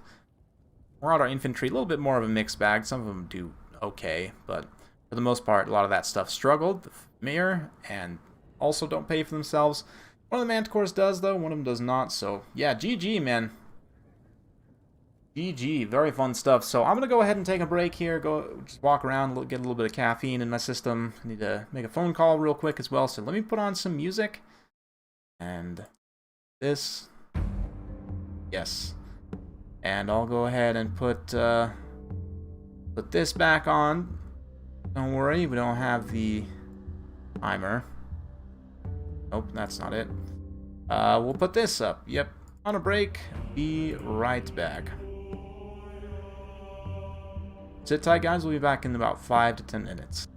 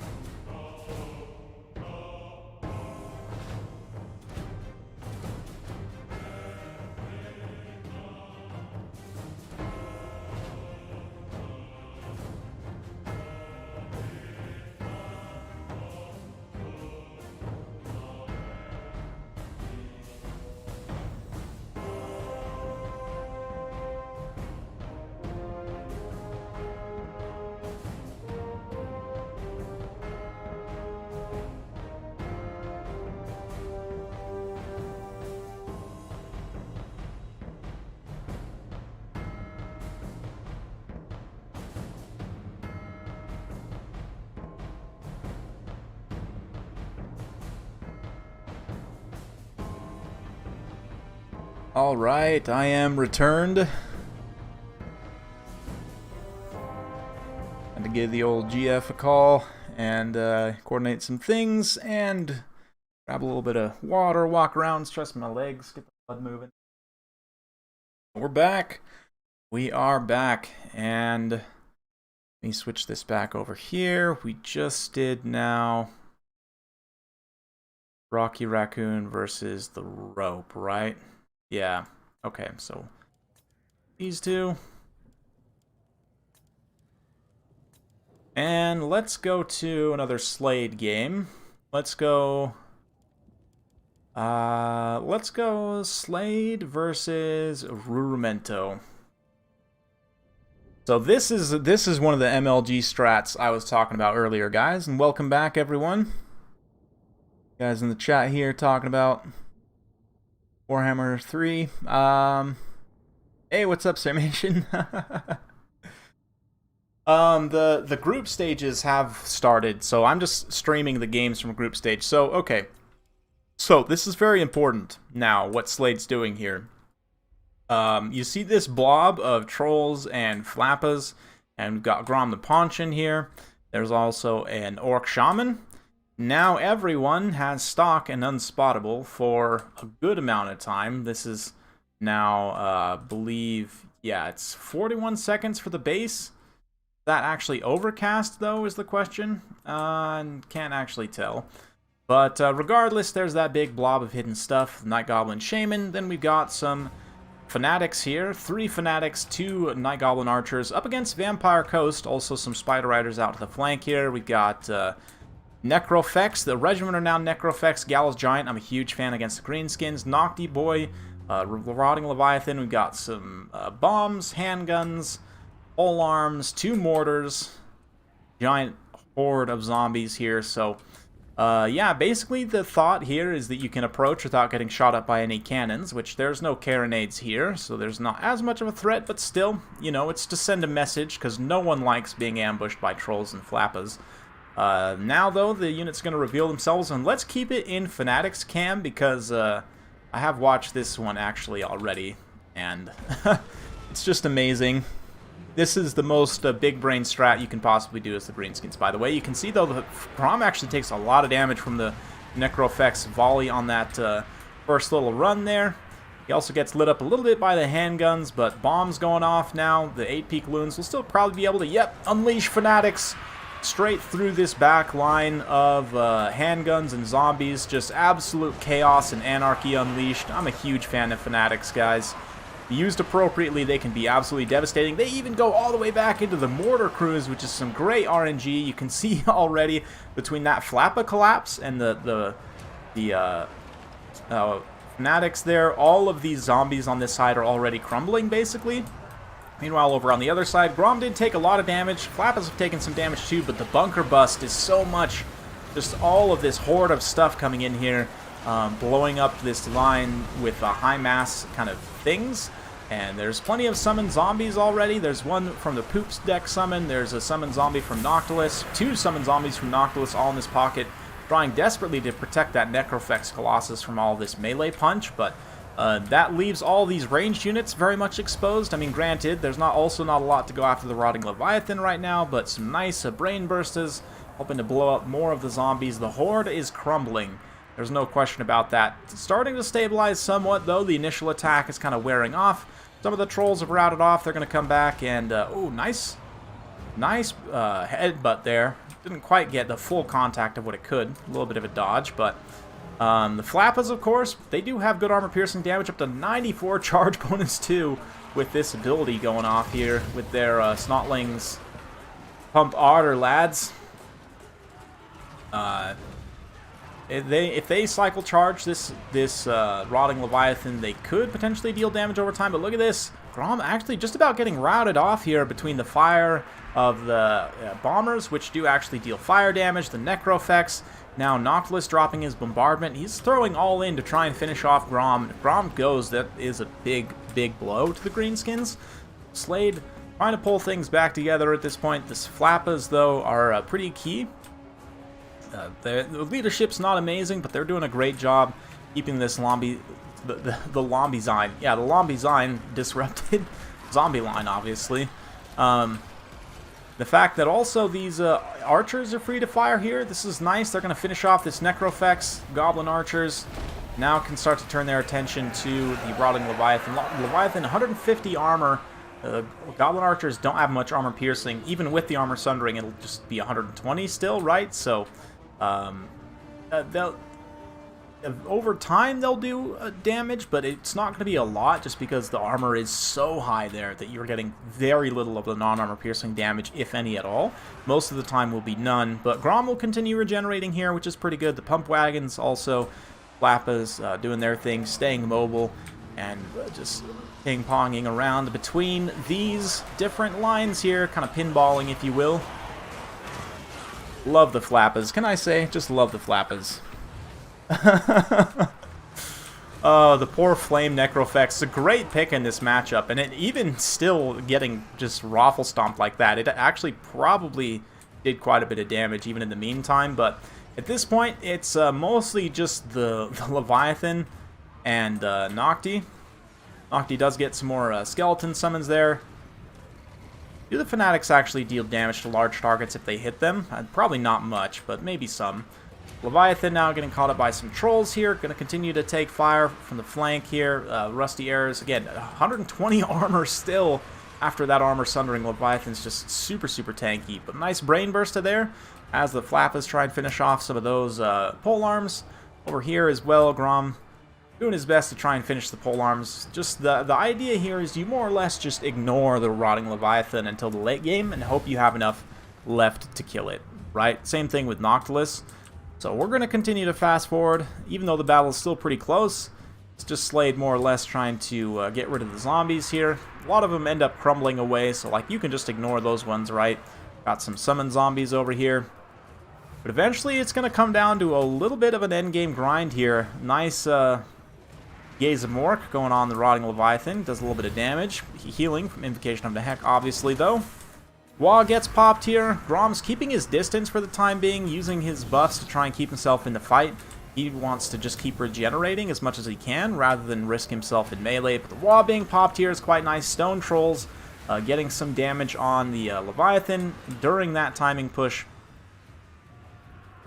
Where's the bracket for this tournament?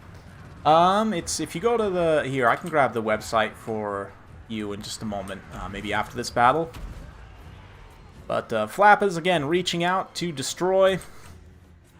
Trolls just grinding in the blob, and eventually, I mean, the trolls do regenerate, so even though they might get terrified away here, they are going to just keep hitting this Rotting Leviathan, and whoops, while Noctilus will do okay at fighting the trolls himself, he's eventually just going to get ground down by endless hordes of stuff, like these Gobos come in now, they're poisoning him, and they're just dragging him down with little chivs and shanks over time. Grom's also healthy enough that he can try and cycle charge here. Trolls come in again for another little cycle charge, so basically you can't even see Noctilus because he's hidden under the crab shell here. But eventually he's going to give in to army losses, and that will be game. So a wild, wild strat. I have seen this a couple times from Slade do the initial advance under the cover of Night Shroud.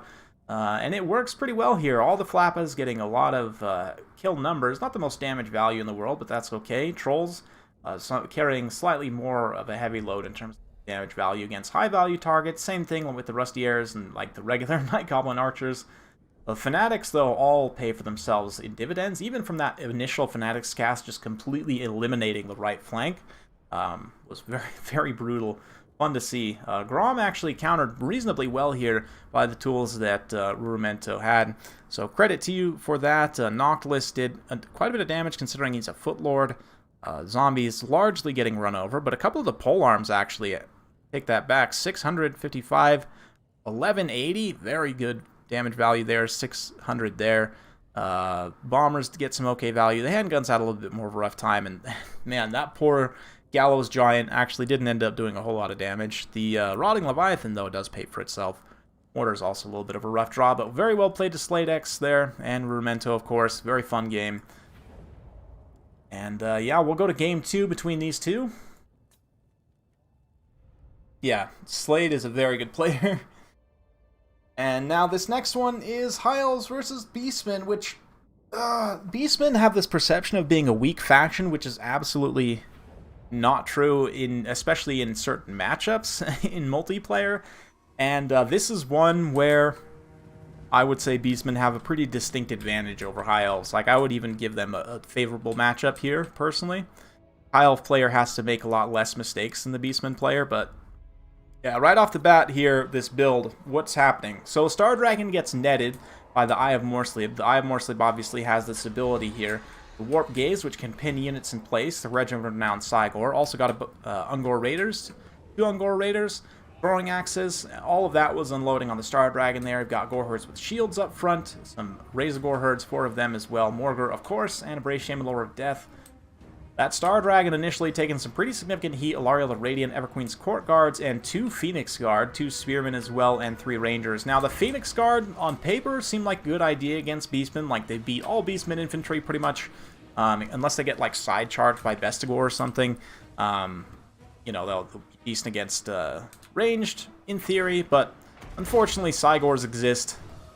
And as a result, elite infantry, taking elite infantry as the High Elves against Beastmen can be pretty rough. The Star Dragon's going to get some healing there from the Star of Avalorn, but the Cygor just raining brutal death, and because this is a relatively kind of small elite High Elf build, it's going to be a bad time. And Beastmen also getting a little bit of a downhill charge here. Really not much of a slope, but it will help their charge bonus somewhat. The Gore Herde's going to trade pretty cost effectively into the Rangers. As a result, just superior numbers to allow the Beastmen to kind of push up and around this flank here. Looks like a Fate of Boring going to be cast on those Phoenix Guards, so they'll just, you know, die of math problems.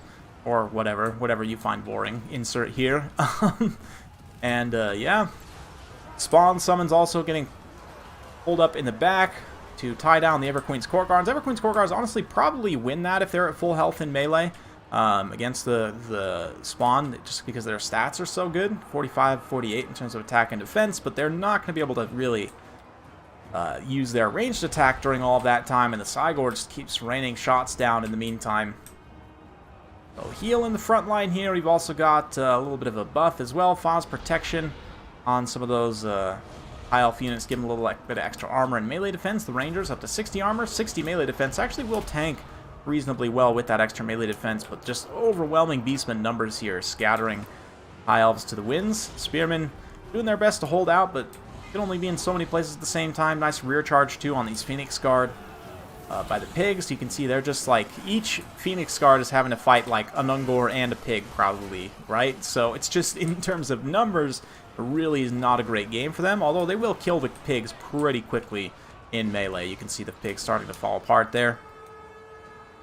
But not looking great for the High Elves. We'll fast forward as the Star Dragon basically is the thing kind of holding things together. Gets finished off by the Ungor Raiders, while everything else dies in melee, and it'll be victory for Slade.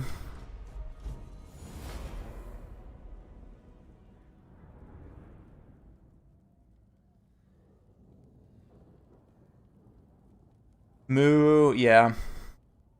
Yeah. Cygors go burr, exactly. Cygors exist, and they are nasty. It doesn't even end up paying for itself fully, but, you know, just the pressure of it in and of itself is enough to force your opponent into a bad position, which is basically what happened here. Yeah. In terms of army value, it's interesting. The Rangers actually trade okay here, but they just die to, like, Spawn and all the other large. Everqueen's Court Guards are definitely very tough as well. Because the Beastmen, especially in the hands of a good player, are likely to bring like 17, 18, 20 units even. Like this small of a High Elf build is just going to have problems in terms of numbers. Like, yes, these elite units in theory can beat several of the Beastmen units, but in practice, like the Cygors and other shock damage values mean that your kind of squishy-ish elite units get killed relatively quickly, and you just don't have anything left. So, it's a little bit of a tough time. Cry moo and let slip the cows of war. Yes, exactly. Exactly. We'll go ahead and clear those games out.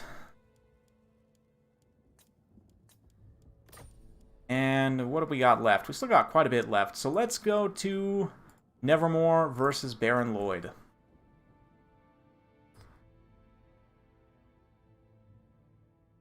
Yeah, Phoenix Guard don't seem worth it in any matchup. I would broadly agree with that statement. There's maybe a couple matchups where they're good, but I think they're pretty inefficient because of their low HP and low weapon strength in comparison to other elite halberds. Like, they're just not great. But anyway, let's have a look here. Norsca against Greenskins. Very interesting matchup. Can be tough for Norsca, potentially. They've got Famir Warriors, Norscan Ice Trolls, some Marauder Horsemen, Beasts of Tashnar, some more Ice Trolls. Ice Trolls are an interesting pick. Greenskins don't have any fire damage, so there's not any risk there. But yeah, doing some counter-skirmishing already with the Spider Rider Archers. Got more Spider Riders. Stone Trolls here in the center. So Stone Trolls versus Ice Trolls. Also got the Swamp Things, a Regiment of Renown, Cause Terror. They are not Stone Trolls, they're River Trolls. So they've got Poison as well, and this -6 melee attack, Overwhelming Odor, which is actually pretty good. Crimson Killers, Regiment of Renown, Black Orcs. Interesting choice in this matchup, but I actually kind of like it. We've also got the Brutes of the Hound, of course.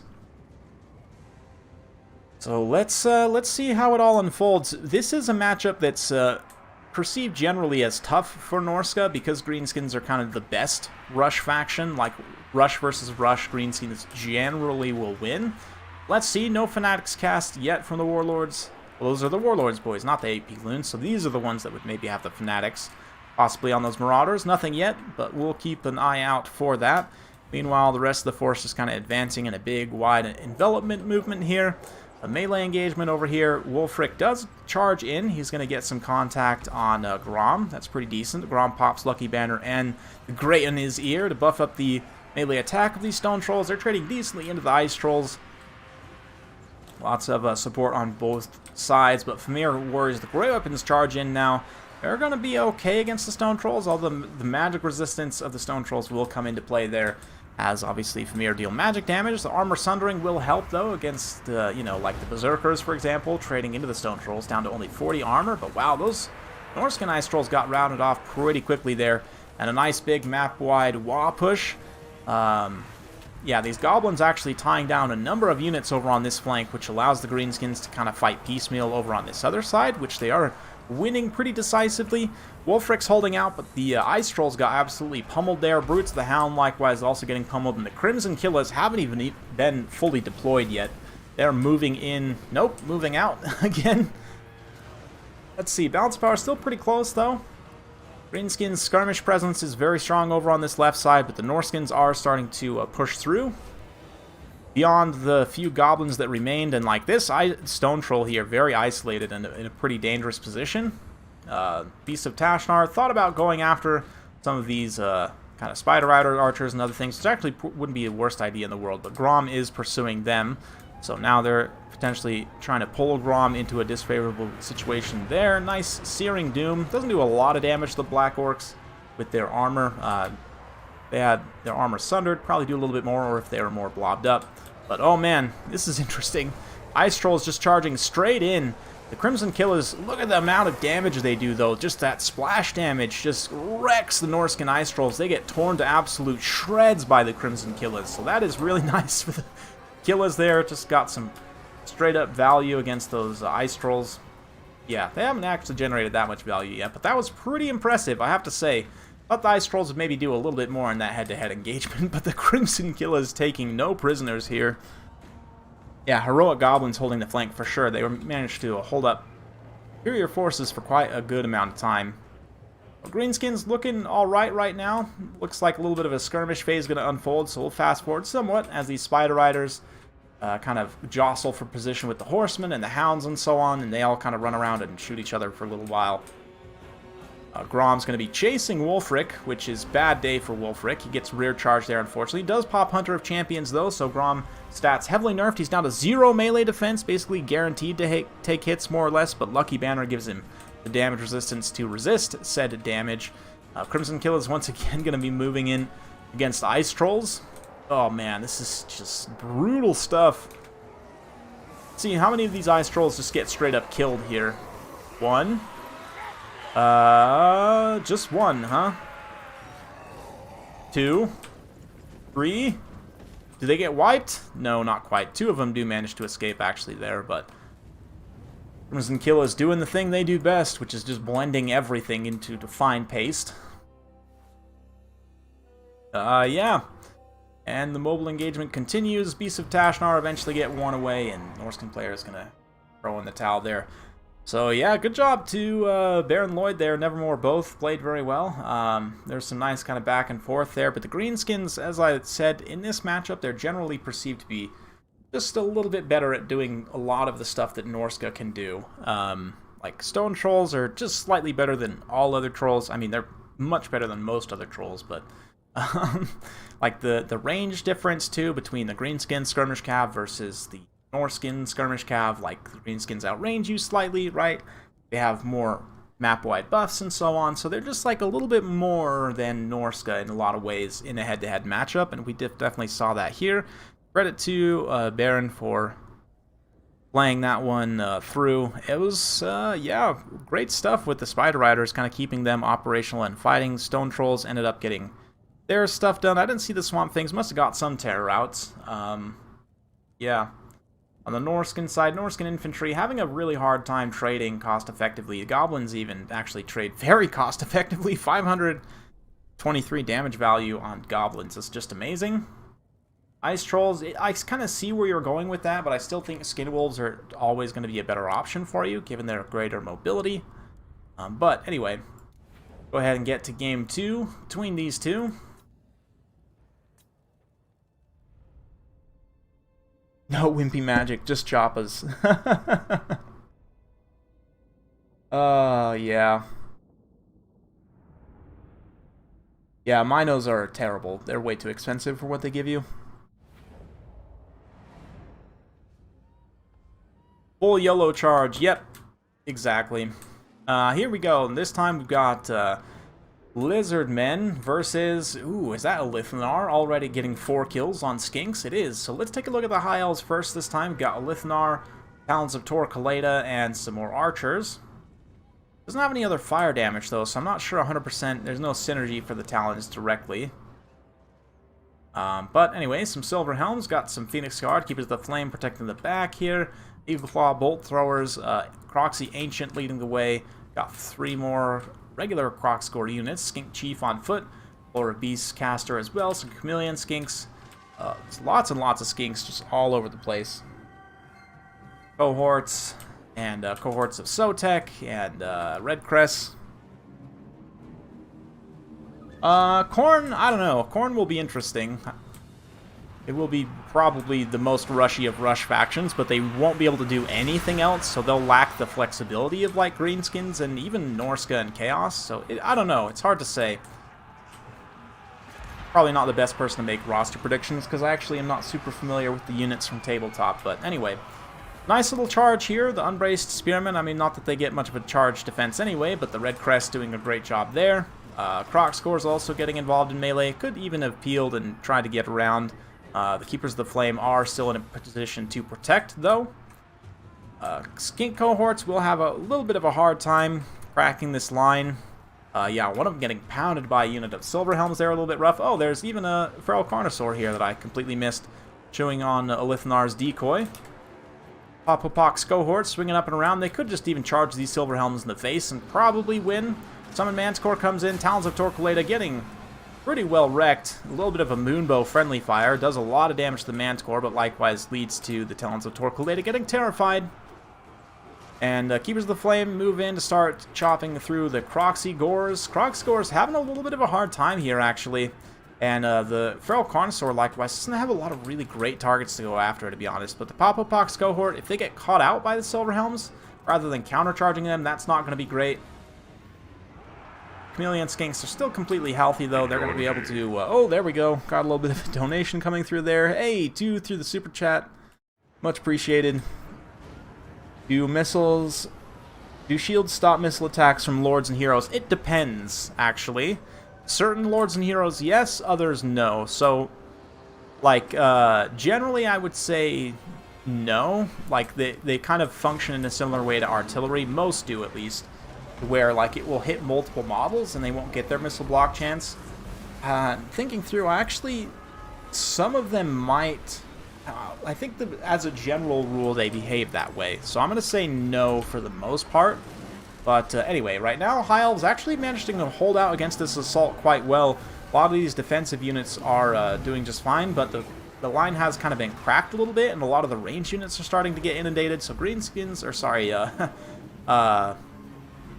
Lizardmen might have a chance to pull this one back, but unfortunately, Popopox cohorts got overwhelmed by numbers there in the back line, and likewise, a lot of the archers are still, you know, starting to come back and so on. So yeah, like Alithnar, for example, no, like he is a bolt thrower more or less. Another Manticore summon gets popped up, though. Going to keep the balance of power from getting too far out of control. Unfortunately, the Feral Carnosaur does get routed here. Rockscore Ancient also getting pretty low in terms of his HP as well, and leadership. So it looks like probably the High Elves take home a win here. Hey, what's up, Rubber Duck of War? Good to see you. Good to see you. Wow, we're up to 200 concurrent viewers. Thanks, everyone, for joining. This is awesome stuff. Let's see here. Been going almost 2 hours now. Wow, it feels like it's been longer than that. Managed to get through a ton of battles here today, so got quite a few more to get through. So stay tight, sit tight, grab some popcorn, you know, pop a Skaven, whatever you gotta do. Yeah, these are all replays. All replays from one of the EU groups, actually, that's basically already done. Maybe, but most targets that are that big don't. I think like only Minotaurs with the shields would apply to, because most units that actually have a missile block chance would still get hit by it. Like cavalry, I still think it just bypasses missile block, though, I want to say. But anyway, Lizardmen will continue to hold out for some time here. Rockscore Ancient trying to pull away. Summon Manticore goes down, though, and yeah, eventually it's going to be army losses. So, hey, what's up, Blackthorn? Welcome, welcome. Evermore taking a 0-2 against Baron. Baron grabs some points there. It's an interesting one. Lithnar in this matchup is not something I would necessarily always consider, but he actually ends up doing quite well. 1500 damage value, not bad at all. Spearman holding the line. Phoenix Guard, generally I'm not the biggest fan of, but this is one matchup where they can do okay if they don't get completely overwhelmed by like solar engines and stuff. The Bolt Throwers also generating some decent value. Archers, likewise, largely were able to be protected. Silverhelms just paying for themselves as well. I mean, honestly, it was pretty close at the end of the day, but Croc scores just have a little bit of a hard time here because they didn't really have any good targets to go after. Yeah, Feral Carnosaur, likewise, same thing. Like, it really didn't have any great targets to go after. There was no monstrous single entities here. Popopox cohort just kind of getting overwhelmed by numbers of cavalry. Would have liked to have seen the Chameleon Skinks maybe try and support them, but cohort of Sotek, these other Red Crests actually trade very well on the front line. Some more Red Crests, obviously in hindsight would have been very good, but hindsight's 2020, or it's 2021 rather. Get it? Anyway, so let's go ahead and pop those games out, so don't forget about them. I actually think I was supposed to do... Did we already do the Rope versus Rocky Raccoon? I think we did. Get this one out of here as well. Anyway, so... We haven't seen Nerub for a minute, so let's go ahead and grab Nerub versus Slade. Or did we already do these ones too? Jeez, I am... Yeah, having a hard time here. Anyway...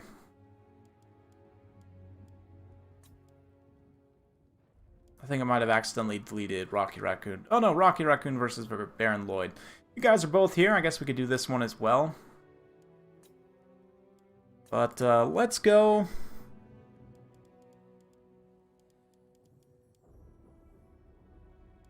Yeah, man, we still got so many replays to get through. Oh my goodness.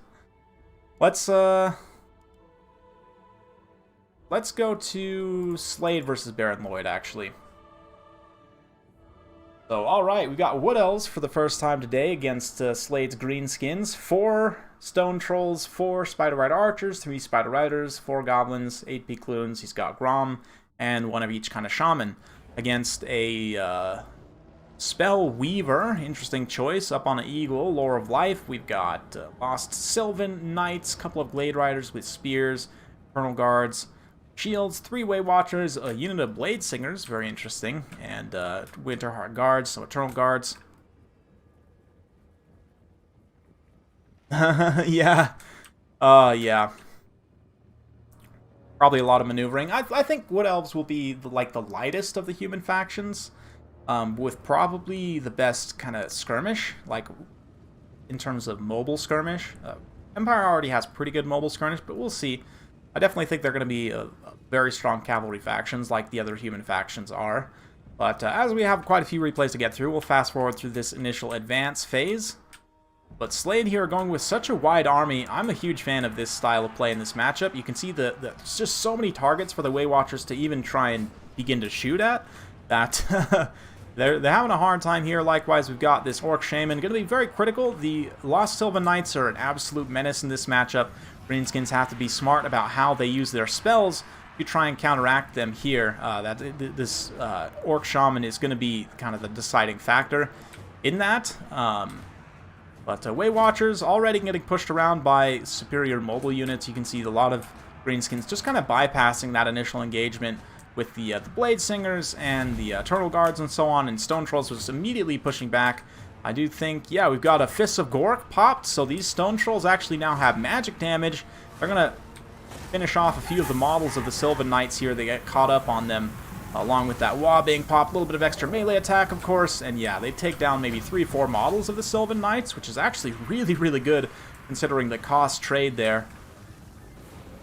Spider Riders disrupting, they get kind of pushed away by the Sylvan Knights, but that does mean the Stone Trolls are also in range to try and keep pursuing Loix Blessing on these Way Watchers, try and keep them moving, a little bit of extra speed, but they're just going to get counteracted by the poison of the Spider Riders, and they will quite easily be caught there. Meanwhile, if we take a look at Greenskins' leadership, where are they at? It's Grom, right? Yeah, rolling around like mad on his chariot over here. Lots and lots of numbers of stuff. The Sylvan Knights just having a hard time finding a home, and that's largely the kind of the story of the day with this kind of battle in general. 8-peak Loons trading against the Blade Singers. Blade Singers going to their high weapon damage stance. Will probably win out at the end of the day, but did probably take some damage from some Fanatics as well. But it's pretty brutal stuff, honestly. The Sylvan Knights, the magic damage they deal, again, the Stone Trolls have a little bit of resistance against that, so it does help them trade specifically here. And just the volume of Stone Trolls, 4 Stone Trolls is a lot to deal with. They're not even in a blob, too. They're kind of spread all across the battlefield, each supporting different engagements, accomplishing different objectives. But look at this. Such a cost-effective trade for Goblins, just going straight into Eternal Guards here. They've got yeah, decent amount of kills there, basically trading. Now, I don't necessarily think 1-to-1. I don't know if this was ever a fair fight to begin with, but yeah, Goblins, super cost-effective. Might be one of the best low-tier infantry in the game, honestly, at 300 points.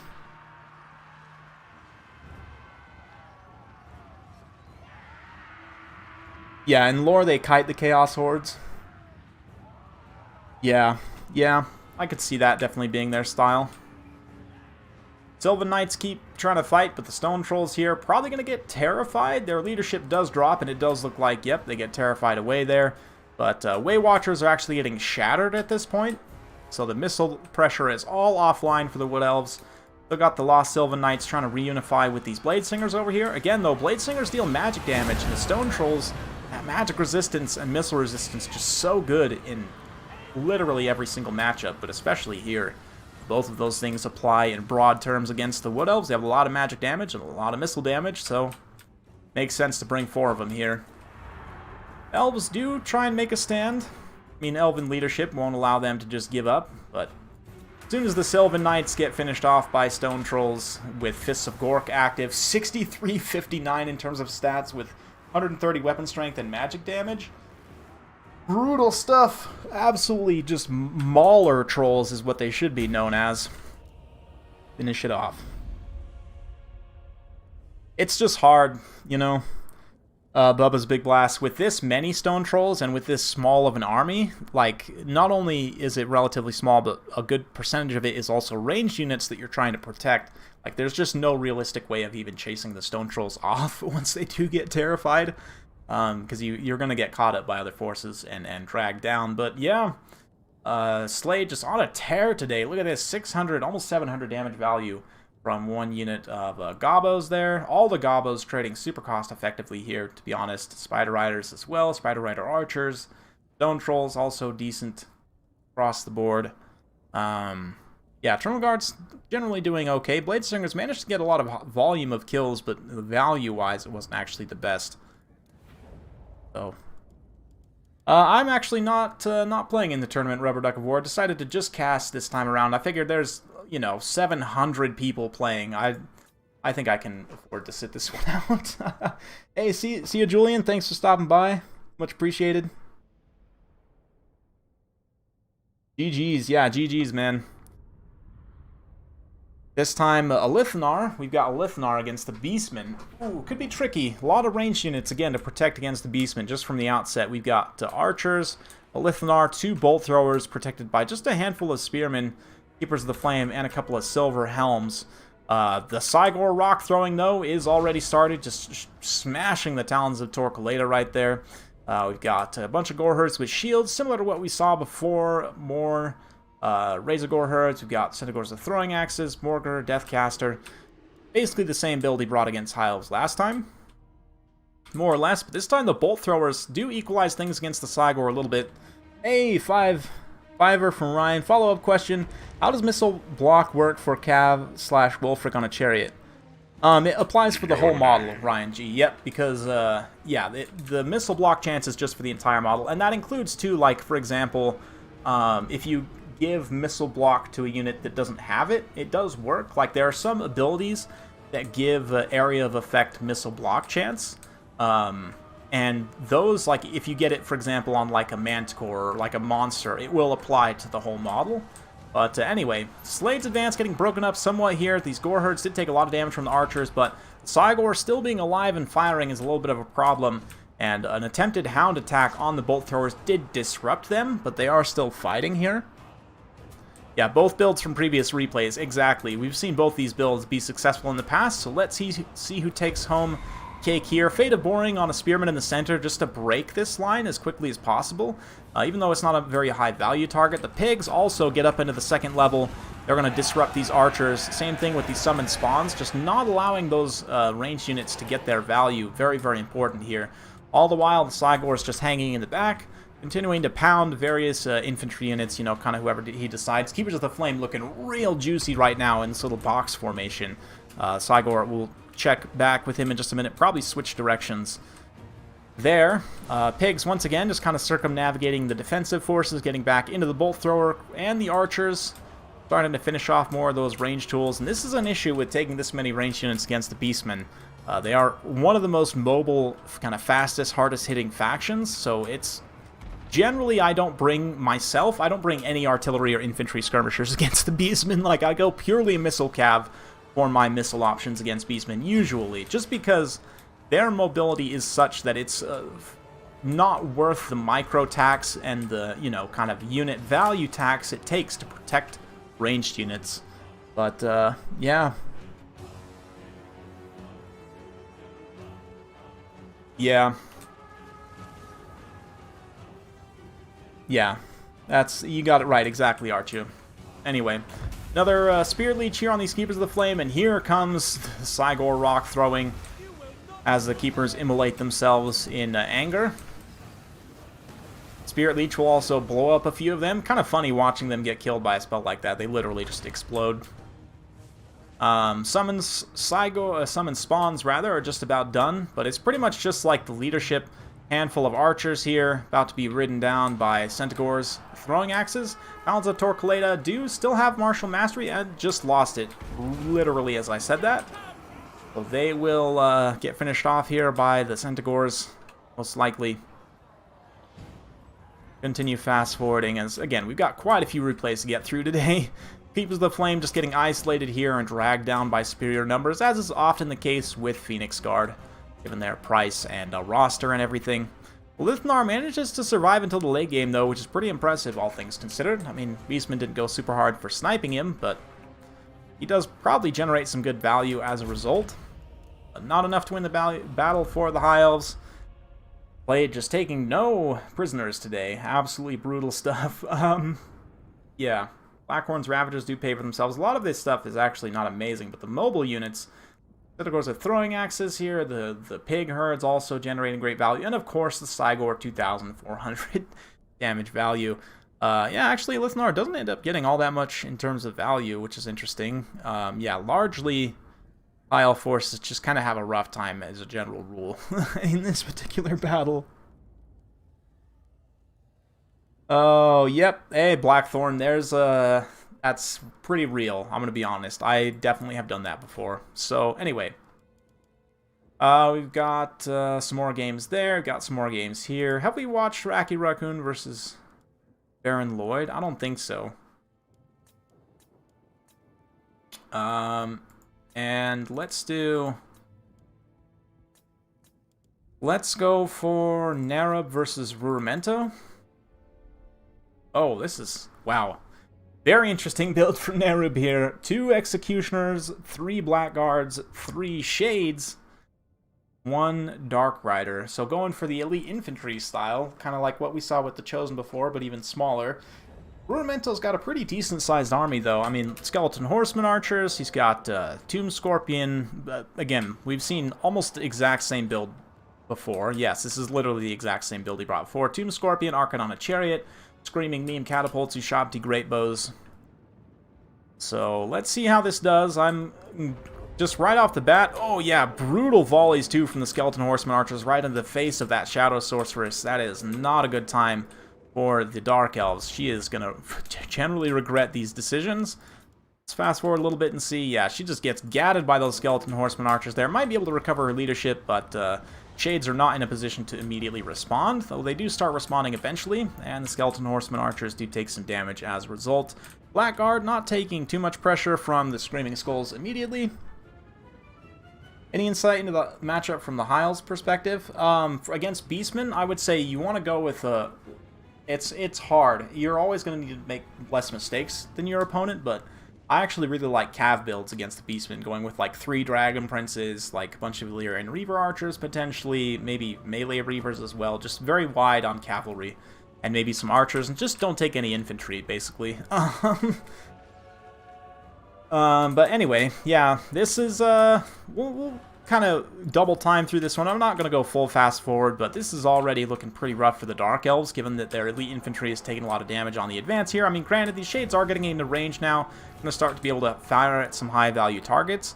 Probably what I would do first is try and shoot this Screaming Skull crew and actually just finish it off, because that will get rid of that kind of counter-skirmish, and also it can't run away like these Ushabti potentially can, although the Ushabti now are the subject of the focus fire. Knight Assassin also in here. I'm not sure exactly what he's targeted shooting at, but hopefully going to be getting some poison and other stuff. Cross, yeah, Tyrion with fire magic is pretty good. Yep, I would agree with that. Shows the gods can maul here. They can, yeah, they definitely can maul. Dark Riders coming in. They don't actually get on the Screaming Skull, though. They pull up close. Now they're going to sweep in, finish that off that artillery crew. The Shades have largely finished the Ushabti Great Bows, so actually things are looking pretty grim bones there initially for the Dark Elves with this elite infantry build, but now they're actually in combat, and that the artillery options for the Tomb Kings have largely been shut down. There's not actually a lot to deal with these elite infantry, and suddenly, just like that, the tables have been turned. Murderous Prowess pops all the way up, and so you've got extra missile damage as well coming from the Tomb Kings. Arkan just getting destroyed by Shades here. Ushabti Summon comes to try and bail him out, but will it be enough at the end of the day? The 2 Knight Assassins also. Yep, Arkan goes down. That is pretty decisive, and just like that, Dark Elves managed to turn things around. It was looking very, very bad for them for a second, but all of a sudden, tables turn on the Tomb Kings, their kind of anti-infantry tools go away, and suddenly Dark Elves are looking pretty good. Yeah, the Shades choose to focus fire now on the Tomb Scorpion, and I think, honestly, the triple Shades is the main thing here. Like, I'd probably cut the Executioners and just go with more numbers.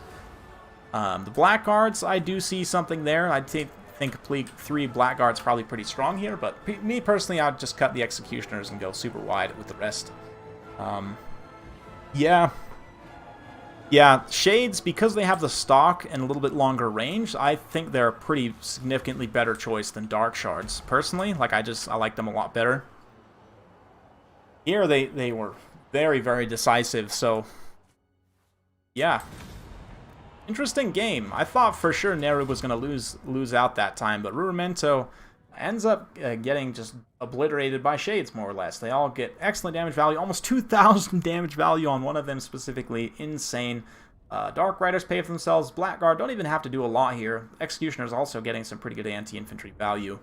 But the Skeleton Horseman Archers almost got the snipe there at the beginning against the Supreme Sorceress. Had they been able to finish her off, might have changed things a little bit, but this is, again, a lot of ranged units, and there's not actually too much, like, elite AP anti-infantry, which you might not always think of against the Dark Elves, because generally they're thought of as a lighter armor faction with, like, a few heavy armor units, which is pretty true, but this type of a build, man, it's very, very interesting.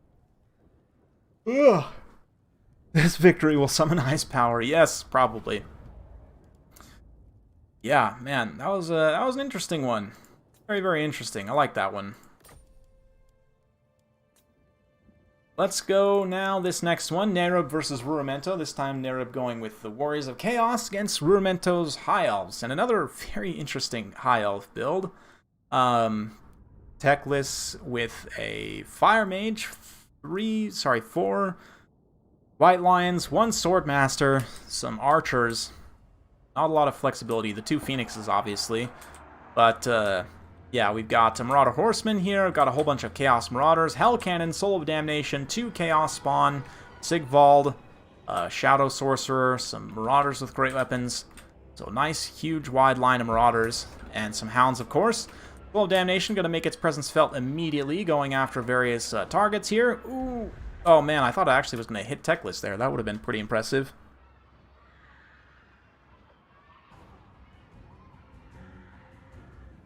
Yep, some nice contact being made with the Archers there. Probably, I would switch them onto the Swordmasters just because they're the most expensive target here, although you do have plenty of tools for taking them out, and it looks like that is the case. A little bit of a contact made there, kills about 4 of those Swordmasters, and man, Soul of Damnation has just such a great fire rate as a Regiment of Renown. Fireball gets popped there, Soul of Damnation takes it straight to the face, doesn't mind too much. And it looks like a Fiery Convocation going to be used here, yeah. Fiery Convocation from Techless, probably going to get nice meat out of all these Marauder Horsemen. Not as much as I would have thought, actually, but yeah, Swordmaster is getting destroyed by that Hell Cannon. So already the Hell Cannon definitely paying dividends. Oof, that one in particular just getting blasted there. The Spawn, they're going to start to charge in. Spawn, such high weapon strength that the armor of the White Lions really will only do so much here. Just because the Spawn hits so hard in terms of their total weapon strength. Also, Pit of Shade's going to be used here, but let's keep it close. Spawn and the Marauders actually pull back. He probably could leave the Spawn in there, honestly, but yeah, that's going to do some really nice damage to those the White Lion infantry there. Nice shots from the Hell Cannon raining in. Techless and his squad thought about going back to try and finish off the Hell Cannon here, but the Marauder Horsemen are standing in a position to support. Sigvald also finds this unfortunate Firecaster here, this Fire Mage. He's going to get a little bit pummeled, and it's always amazed me how Sigvald manages to stay clean throughout the battle. I mean, I guess that's kind of his lore, right? But gets multi-charge here by multiple flying single entities, but he's got the Spawn on station, and the thing about Flamespire Phoenixes is only 30 armor means they're going to get pummeled by these Chaos Spawn. The Chaos Spawn also obviously immune to Psychology, so they're not going to want to rout. Sigvald likewise does pretty good non-armor piercing damage, so he can also punch these Phoenixes pretty hard. Not a good situation for the High Elves to be in at all. Oof, and a Hell Cannon shot just bopping the Fire Mage on the head. Looks like this one's going to be a pretty quick victory for the Warriors of Chaos. I actually haven't been even tracking the points here for everyone, so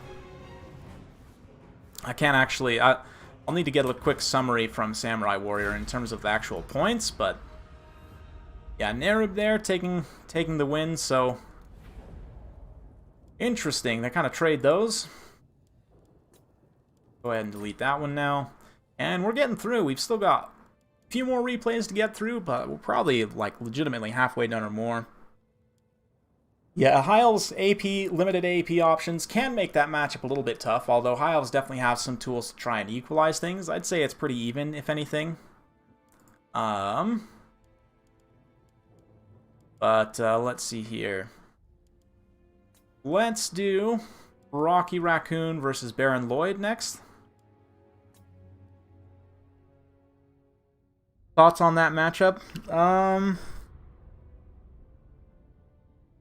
Yeah, I mean, High Elves, I think you just need to go... It's an interesting one. The Star Dragon's very good there, like... Yeah, just more of a traditional build with, like, Alariel, Star Dragon, I think is going to be a better option against Warriors of Chaos. White Lions are okay. I would not take Swordmasters in basically any competitive game because they're very inefficient against everything that's not infantry.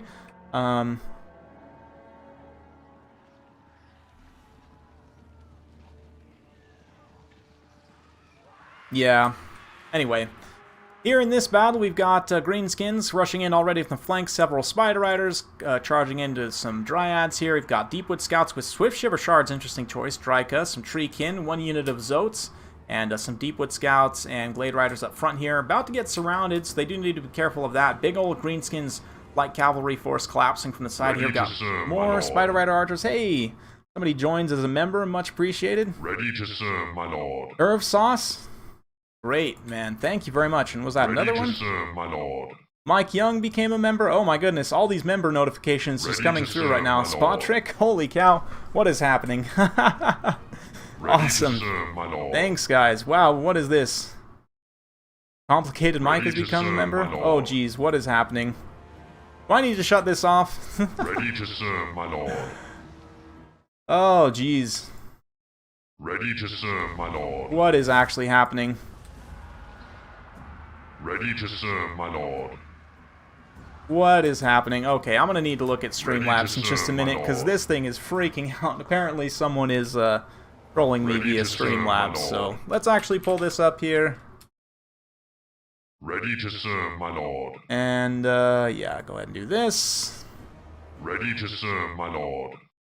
Apparently this is just completely bugged out. Ready to serve, my lord. Anyway, yeah, back to the battle at hand. We've got Ready to serve, my lord. Deepwood Scouts, Way Watchers holding the line reasonably well. The Greenskins advance is kind of getting broken up a little bit here as the boys and the biggins, even Stone Trolls, starting to run out of steam a little bit.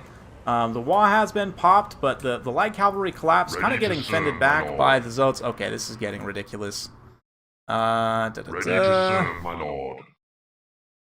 Let's go ahead and do this here. Ready to serve, my lord. Go ahead and update that. Ready to serve, my lord.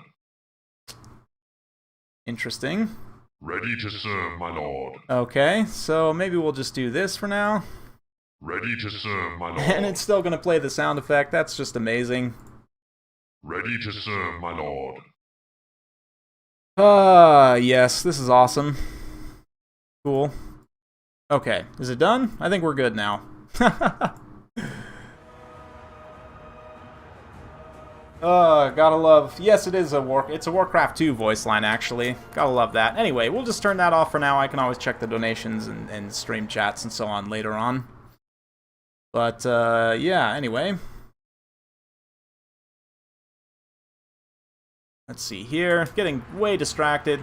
Basically, what happened is the Wood Elves were able to defend their lines well enough. The rush, I mean, it's been a pretty atrocious battle. I might even have to recast this one, honestly. But, oh, were those all patrons? Crew member? What the heck is a crew member? Anyway. I don't even know. I'll have to look at what was going on with that. But, yeah, the, Malevolent Dryads here getting summoned, doing some okay damage against the biggins, trying to push them away. The Swift Shiver Shards, interestingly enough, they're not very efficient for shooting the Stone Trolls in terms of damage. Obviously, they do magic damage, right? So magic plus missile resistance. They're going to be getting like 50% resistance against the Stone Trolls, but their damage is so high, even still, that they'll fight. Greenskins are starting a little bit of a comeback here, though, as the poor Night Goblin War Boss, a lot of his forces have been well tattered, but Malevolent Dryad summons are just about gone here. He uses the Enrage to enrage these Glade Riders in, although they'll probably still beat those Spider Rider archers. And, yeah. Anyway. Yeah, things are looking okay. Bob getting destroyed here a little bit. He is fighting on foot, but Dryka very angry with her Malevolent Dryads at this point. The Malevolent Dryads here. A Race to the Frozen Heart, even. Gonna apply some Frostbite on these various units, keep them pinned in place, and yeah, quickly will be army losses. for that. Good stuff. So, okay. Let's go ahead and get the next one. Where are we at here?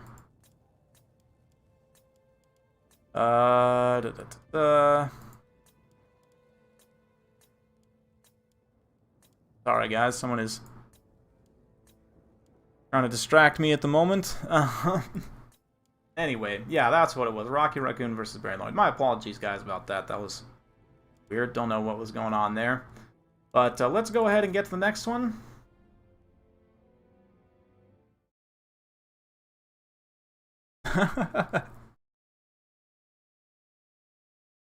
Oh. I know, right? I feel kind of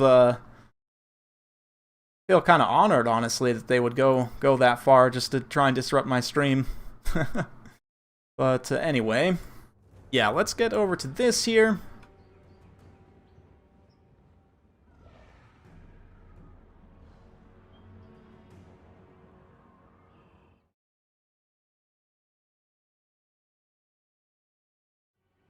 Okay, and then, yes, we've got, this time, Vampire Counts, which we have not seen yet today, up against Skaven. Interesting.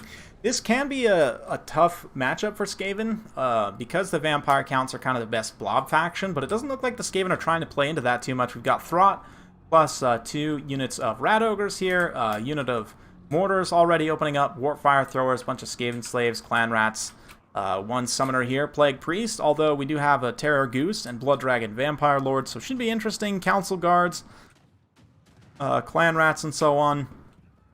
Yeah, Chill Guys Dire Pack, chilling out on the side here. Got some Skeletons, Zombies, Graveguard with Great Weapons even. Let's see how this goes. The Mortar already making its presence felt on a lot of these frontline units. I mean, granted, it is a lot of, like, cheap chaff, basically, but just trying to get rid of it as quickly as possible definitely makes sense. Maybe you want to throw some of those globes over here at these Graveguard with Great Weapons, or like that one over on the side there. Pretty good stuff as well. Getting some contact. Get that debuff going. And look at this in the front line. The Skeleton Warriors just getting absolutely crumbled by the Warp Fire Throwers. Yes. Yeah, he is the spirit of Gilles Le Breton, the founder of Bretonia. That is the Green Knight, yes, I believe, if I'm getting my lore correct, which might not be. But zombie summons already in the backline. You can see the Mortis Engine does move in to start draining. A nice little outmaneuver here with these light cavalry as well. This kind of sweep to the backline. The Chill Guys, of course, do cause terror. Pit Fighters with Hell's Deep are not here, so there's no magic damage there. But the Mortar really needs to drop in a shot right in the center pocket to go after the Chill Guys and the Hex Wraiths. Natty Boo Sharpshooters is continuously shooting the Blood Dragon Vampire Lord. Pretty good stuff as well. That Graveguard over on the far flank definitely taking some very significant damage. But, oh man, Wind of Death going to be popped here. I don't know if that was necessarily worth it. It does manage to get good contact on a bunch of units, but, like, those are summoned Plague Monks, right? So it's not actually that important at the end of the day.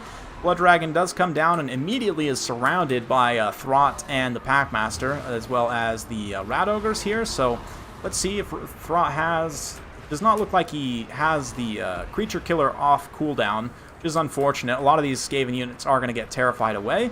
Looks like the Blood Dragon won't really be punished for that at all. Warp Throwers, yeah. Poison Winds do need a nerf. I agree, 100%. Council Guard, I don't know how this happened exactly, but somehow the Terror Goose ends up in the Council Guard. Probably got screened out on the Plague Priest there, but the Chill Guys coming in, they're going to easily clean up those weapons teams. Big problem for the Skaven. A lot of value being lost right there. And yeah, the Blood Dragon can kind of just chill in the back for now. As long as the Mortis Engine is alive, the Skaven will lose, right? Nice little breath attack going down from the air to the ground there. And yeah, Vampires sitting pretty good so far. Goose gets a nice breath attack on the Storm Vermin with Halberds. The Graveguard with Great Weapons, likewise, if they can match up against those Storm Vermin, they will absolutely pummel them to bits. Yeah, the Poison Wind effect. The globes, I think the globes could be a bit more expensive. Like, you could probably make them 600 points, 650, and they'd probably be balanced. But the Poison Wind effect itself does need to be nerfed. I will 100% agree with that. And nerfing it would apply to both Excuse me, the globes and the mortars. I'm getting kind of tired, guys. The globes can be exceptional for their cost, I will say. But, yeah, Vampire's doing a pretty good job at this point. Brought the Unclean, the Packmaster. They are going to eventually fall here, although they are doing some really nice damage to the Blood Dragon Vampire Lord. I don't know, maybe they can pull this back here if they can finish off, but there's just nothing really to take on the Mortis engine at this point. Like these single entities, for the Skaven, they just have so much that they have to kill, right? Like Throt and the Packmaster here. And once Goose and the Blood Dragon Lord decide to start focusing on them directly, they're not going to be able to survive for very long. Like, the Brood Horror is okay, but it's not a super tanky monster at the end of the day. So yeah, let's see. Goose is going to swing over. I think this is probably it right here. Goose can get a good couple of attacks in on Throt, and it does look like an attack is used there. Another hit there. Goose has poison, keep in mind, as do the, you know, the Brood Horrors, so it kind of gets equalized in that way. But, oh man, Throt actually get a little bit distracted, and now the Blood Dragon charges in from the rear. It's another attack there. We'll keep it in close on this heroic fight, as this pretty much is the decider. And, I mean, I say it's the decider. It's basically already decided, right? Because of positioning, the Mortis engine is draining everything here with nothing to try and take it down.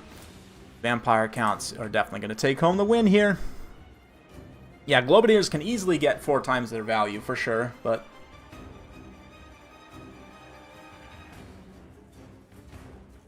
Oh, man. Fun. I say fun. It's, you know, I'll not rant too much about vampire counts, because I do that often enough. If you want to hear me go on some epic rants about vampire counts, you can check out any video I've done about them, basically. But, yeah, kind of the inevitable does take some time to play out. But without any response to the Mortis engine, which the Skaven, honestly, like, you might think you have tools to deal with the Mortis engine, because it's kind of like a big monster, but in reality, its hitbox is smaller than you might think. And, you know, once they take out your range tools, it's going to be really hard for you to kill this thing in melee, and it will just drain out the rest of your army as a result. So that's kind of how it went down. Chillgeist also mopping up the 2 weapons teams, did some crazy good value there.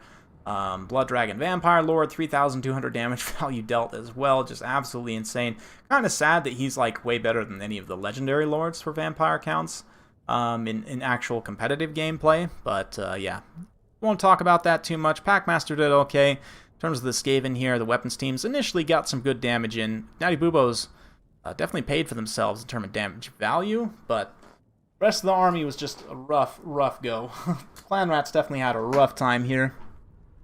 Yeah, even if the Poison Winds were completely useless, I think Skaven would still probably be good. So, anyway. Yeah, so Rocky Raccoon versus Baron Lloyd now. We've seen these.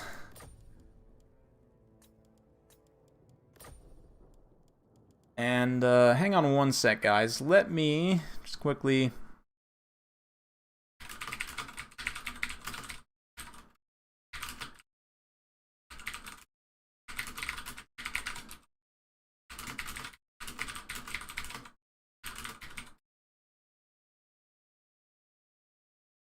Anyway, just wanted to quickly send a message off there. I'm going to see if I can get the scores for this group, so we can take a look at that at the end. Anyway. Let's move on. Got some more games to get through. We're going to do one more break probably after this next set of games, and then we'll finish strong, just because I need to give my voice a little bit of a break. I'm a little bit out of practice with streaming, so let's go for another Slade series. Well, actually, no. Let's do Nevermore versus Demandrid. How about that? Oh, wait. Did we watch this one already? I feel like we watched this one already. Did we? I feel like... Is this where... Yeah, the War Shrine got almost killed. But let me just quickly... Sorry, guys. I should have actually prepared this a little bit better. But I believe we have seen this one already, because this game looks super familiar. Was this like the first one that we did, I want to say? Yeah, okay, yep, the breath attack. So yes, we did this series already. Let's go back. So, okay. These ones. Let's go for the rope versus... yeah, let's do the rope versus Baron Lloyd. We did, yep, okay. And, ooh, interesting. We've got Summoners of Rage this time. 2 chosen with shields, the Mirror Guard, a unit of halberds. We've got 3 warriors here. Yeah, a couple of Marauder Horsemen. We've got the Soul of Damnation Hell Cannon. I've been seeing that quite a bit in this group, actually. A couple of Stone Trolls, Giant River Troll Hag. We've got some Savage Orcs, 8 Peak Loons, some more Fanatics scattered around, Grom the Paunch, a bunch of Spider Rider Archers. Interesting. A lot of similar builds. Interesting. Let's see what they can do. The angle of attack here from the Hell Cannon. Oh no, more Greenskins, right? Yeah, it's an interesting Chaos approach to dealing with this matchup here. I do feel that this Soul of Damnation is a little bit too far forward, though, and the rest of the forces are kind of far back. So let's see if they're able to actually keep protecting the Hell Cannon. The 8 Peak Loons, though, like one Fanatic's cast down the line of this Marauders, and they'll be able to break through and get at the Hell Cannon. So far, too, it's just shooting Goblins. But the Wolf Riders, yep, here we go. Fanatics cast through the front line. Actually doesn't do all that much damage, but this one, ooh, this one's going to be potentially brutal. No, he didn't side shot it through the line, but it still did quite a bit of damage there. Grom rushes in on the side. We've got Stone Trolls collapsing here. The problem with the Summoners of Rage against Stone Trolls is, again, Summoners of Rage deal magic damage, right? So the Stone Trolls will get their resistance. Although still pretty significant damage, I would imagine. Burning Head gets a little bit mistargeted there. Unfortunate. Happens to the best of us. Definitely happened to me multiple times. But Sigvald comes over. He's going to get involved with Grom in that way. And start to deal some damage to him. A little bit of Spirit Leech action on Sigvald just to start to deal with his healing cap space. But yeah, the forces of Chaos very quickly going to get overwhelmed. Just not able to protect their ranged units. And this is kind of, again, what we would expect to see in this matchup, is for Greenskins to win against another Rush faction. They are definitely the strongest of the Rush factions. I have a nightmare from this game. I can see why. I can definitely see why. I mean, the Warriors with Halberds of the Chosen will hold out for some time, but the rest of the army kind of just gets crumpled up very, very quickly here. This Burning Head does a lot better. Gets a bunch of those Savage Orcs, other units, but just the critical mass of trolls and other stuff is a lot to have to deal with. Spider Riders just continuing to trade extremely cost effectively with the Marauder Horsemen and so on here. Chaos Infantry, the tanky Chaos Infantry does tank reasonably well, and battle actually goes on for quite a bit longer than you might suspect, given the balance of power situation. Maybe Sigvald can actually pull out the wind here, but Sigvald's actually taking a lot of damage right now. He's currently fighting the River Troll Hag. Chosen likewise, I mean, they're grinding as best as they can.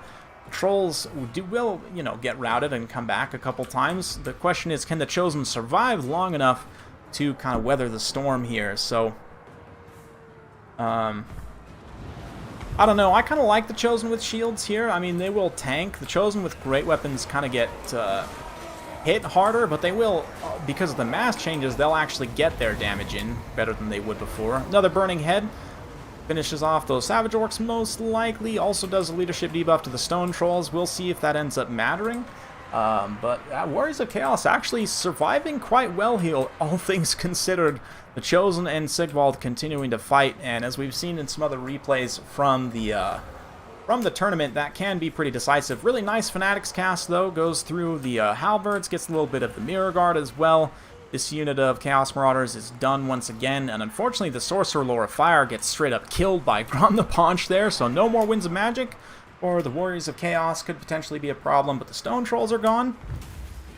Still some skirmish calves skirmishing, but will they have enough to finish off all this infantry? Likewise, Grom also quite threatening. And gets a nice little charge on Sigvald there. Sigvald, between the charge and the Spear Leech, actually taking some pretty significant damage at this point. But the Chaos Infantry do respond, get a little bit of a surround here. Stone Trolls charging back in, though. They're going to keep bullying and trying to do their thing. Now, let's see, though. The Warriors of Chaos actually surviving a lot longer than I thought they would at after the initial kind of onset there. Sigvald, obviously, very, very tanky character, and the rest of these units very tanky as well. But right now, they really don't have much to do except to try and fight whatever units, you know, they can get on their hands on. And Greenskins player here doing a good job, not kind of over blobbing from one direction, doing a good job kind of surrounding and attacking from multiple directions here, utilizing all of that missile damage as much as possible.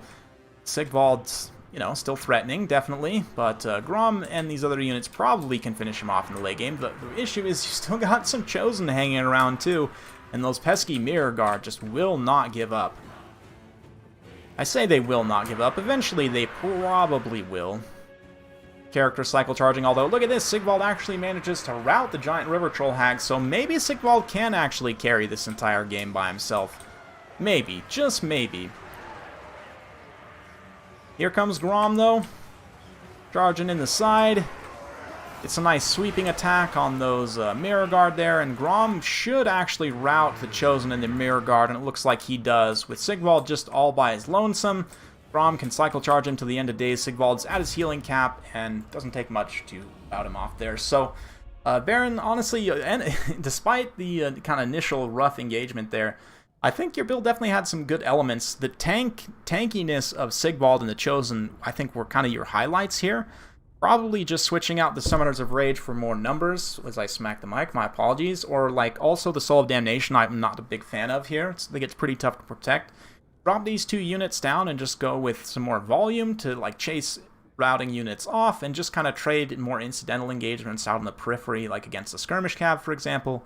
I think probably this actually ends up taking home the win. 173 kills there for the Sorcerer, 13,000 damage dealt, 1,200 damage value, 3,000 damage value on Sigvald himself.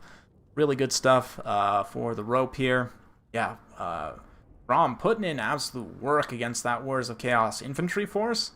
Savage Orcs also trading really cost effectively for the most part, actually in one case rather.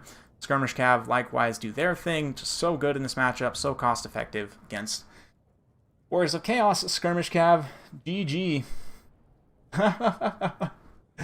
Yeah, from 0 to hero, exactly. That was a good one. It was very, very close. Stone Trolls doing their thing. Fun, fun. So we'll go ahead and take that one down. Next up, this time it's from Baron Lloyd's perspective. We've got Skaven against the Wood Elves. This is actually a matchup that's, in the early access, I had a hard time winning with Skaven against Wood Elves. I think they were in a little bit better position, but as a general rule, I would say this is a matchup that's relatively even. We've got two Warp Lightning Cannons here. Jezzail's immediately just opening up, gadding down the glade. We've got Plague Priest here, a bunch of Skaven Slaves up front. Clan Rats with shields, Clan Rats with spears and shields. And, yeah, Wild Riders also with shields. You definitely want the shields in this matchup. We've got Eternal Guards also with shields. Some Way Watchers, Spellsinger, Lore of Life. So, a Wood Elf build is a little bit small for my taste. We've also got Wolf Rats screaming out from the side there. But Wild Rider's just going to go straight in the front, try and break these Skaven Slaves with a brutal front charge, and then probably pull away, or hopefully pull away at least. Plague Priest comes in to drain a little bit there. Way Watchers come forward. They're going to start to counter skirmish Natty Bubo Sharpshooters. Honestly, I would probably go after... There's just so many targets for these Way Watchers to have to go after. And this is why I'm not the biggest fan of Way Watchers right now. The price nerf didn't seem all that significant, but I think it actually was. Like, for me, most of the time now, I'd much rather go with Deepwood Scouts, but oh man, Throt gets caught out in a bad position here. Both the Way Watcher units opening up on him. Heal being used on those Wild Riders. As they get routed away, they may or may not come back. But Throt actually burns his Rat Ogre summon before he gets routed here, and those Rat Ogres will somewhat get some damage on the Way Watchers there, but Throt's very likely to come back from route. He's pretty fast. He can outrun the Glady on her Great Stag here, and probably have enough left to come back in terms of regeneration. Warp Lightning Cannons continuing to pressure the Way Watchers there at a distance. Way Watchers now kind of being screened effectively by all the chaff. Some more Clan Rat summons here as well, not allowing the Way Watchers to get close enough to actually fire at the artillery crews, which is their best way of taking them out. Likewise, the Glady's taking an absolute pounding here, so things are looking pretty good for the Skaven at this point. little bit of a heal on the Glade Captain here, and the Wild Riders. Did I say Glady earlier when I was talking about the Glade Captain? I think I totally did. You know what I mean.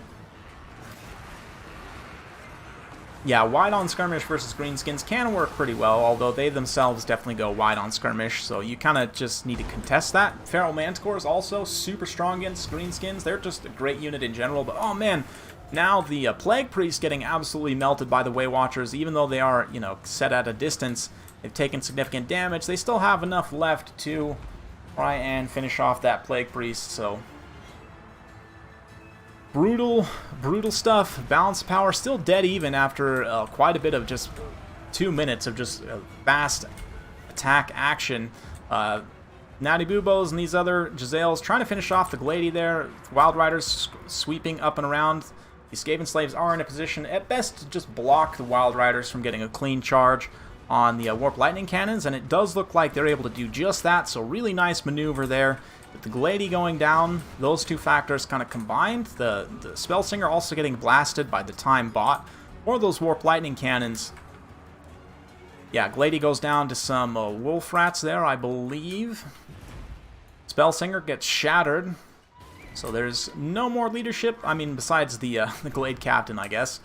But Thrott's now going to move in against Glade Captain. She's got anti-large AP. Normally she'd be able to fight Thrott relatively well, but in this situation, I mean, I guess Thrott is being rear-fired by Way Watchers, so that could make a pretty significant difference as well. But let's see. Supporting Clan Rats now going to be rushing in here, while the Giselles open up on the Way Watchers there in the distance. Wolf Rats with poison are cleaning up some units in the periphery, and it's looking pretty good for the Skaven at this point. We'll continue to fast forward. Looks like Baron will take this one home. A handful of scattered elves around, but yeah, once the Glade Captain gives up the fight, that's basically it. So very well played to both players. Once again, trading 1-1 on the series. Cool.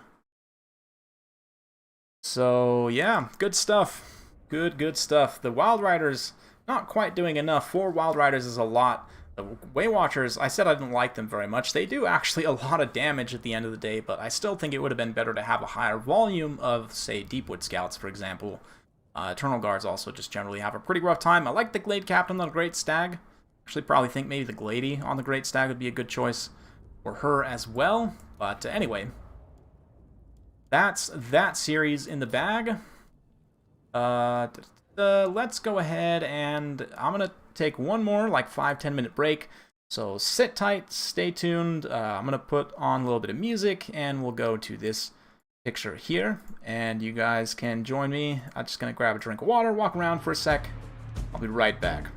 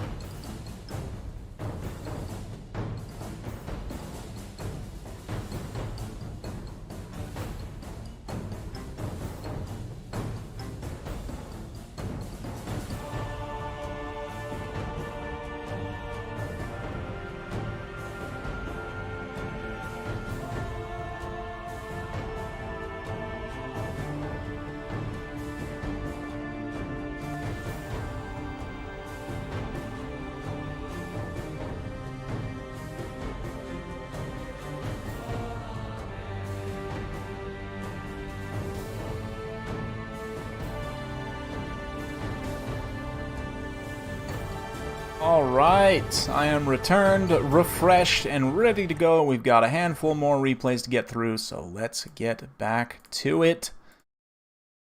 Yes, yes. Hello, hello. Moo. Anyway, let's go to, we're gonna go for Slade versus Demandred for our next series. Slade going to be going Greenskins against Empire. This can be a very rough matchup for the Empire. Is also definitely winnable. I'd say slightly in the Greenskins' favor, if anything.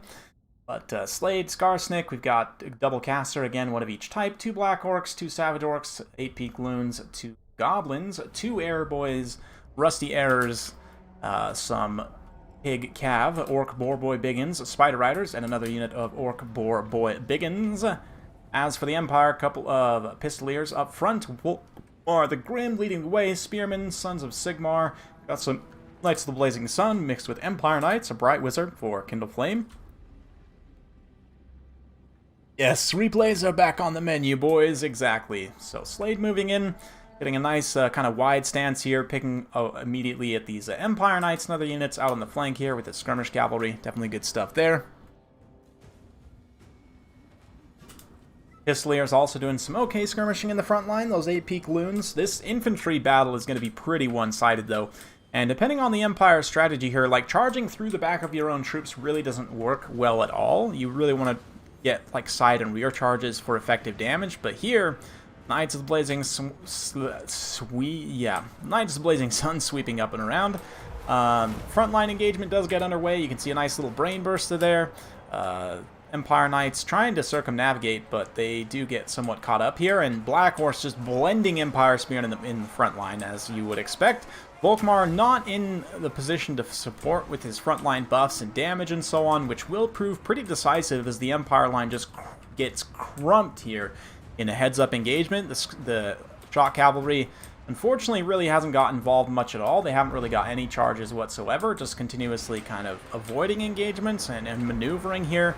This really nice Burning Head, though, does roast out some of those Black Orcs and gets the Rusty Errors, but Skarsnik's able to use his Fungus on Volkmar. That's going to keep him in place and not able to use his abilities, and I think we can pretty much extrapolate what happens from here, but we'll continue to watch regardless. Empire Knights do start to get involved over there on that side. Meanwhile, over here, they're getting, wrecked by Orc Boar Boy Biggins. Eventually do get a rear charge on the Biggins, but Knights of the Blazing Sun, less melee defense and armor than other Empire Cavalry, so they will get hit pretty hard there. Going to be nice and cost-effective for the Orc Boar Boy Biggins. And Skarsnik actually manages to finish off Volkmar here, so that is just a decisive, back-breaking blow.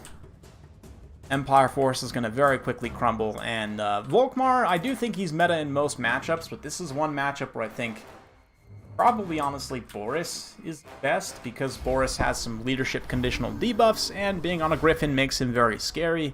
Those leadership conditional debuffs will apply to most Greenskins units, given that their leadership's not very good. That's just kind of my 2 cents on the matter. But very nice game from Slade X once again, putting on an absolute clinic here with the Beastmen and the Greenskins, so far undefeated. Let's see if he can stay that way.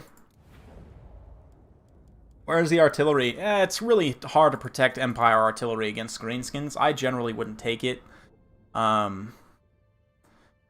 depending on the map, maybe you can get away with taking like 1 or 2, but generally I would say, like, I kind of see what he was going for there, Demandred. I think he didn't play that build very well, but that's kind of what I would do as well, is go with mass shock cavalry. But I would probably go, instead of Volkmar, I'd probably go Boris on a Griffin with an Amber Wizard also on a Griffin, so that I can then summon 2 Manticores, and that gives me 4 mobile terror units that I could potentially like kind of swing out around different parts of the battlefield and kind of use them in mobile engagements to terrify away specific pockets of Greenskins units, and then, clean them up with other units. That's just my own personal. I've had some success. It is pretty risky just because the Amber Griffin's super squishy, so you got to get both Manticore summons off before you even commit to a melee engagement, I would say. But here, got Cygor, Morgor the Shadowgave, Brace Shaman, Lore of Death, Centaurs of the Throwing Axes. Got 4 Razorgore herds here. Very much a familiar sight. Very, very familiar build against High Elves. Got a Swordmaster of Hoeth, that's interesting. Sun Dragon, Tyrion, some Rangers, and Spearmen. Everyone getting smashed by the Cygor, though, as we have seen. Some Silver Helms on the flanks here. These Reaver Archers doing a little bit of poke here at these Gorehordes with shields, which is okay value, but really, I'd probably peel with them up and around and try and, like, pressure this flank here, see if you can maybe enrage some of those Ungor herds. The Heralds of the Wind, very cost inefficient, just lose a shooting fight to the Ungor Raiders, which, considering they pay a lot extra for their melee stats being buffed up, that is really, really horrible value. The Dragon, likewise, comes down, gets bogged up immediately in the pigs.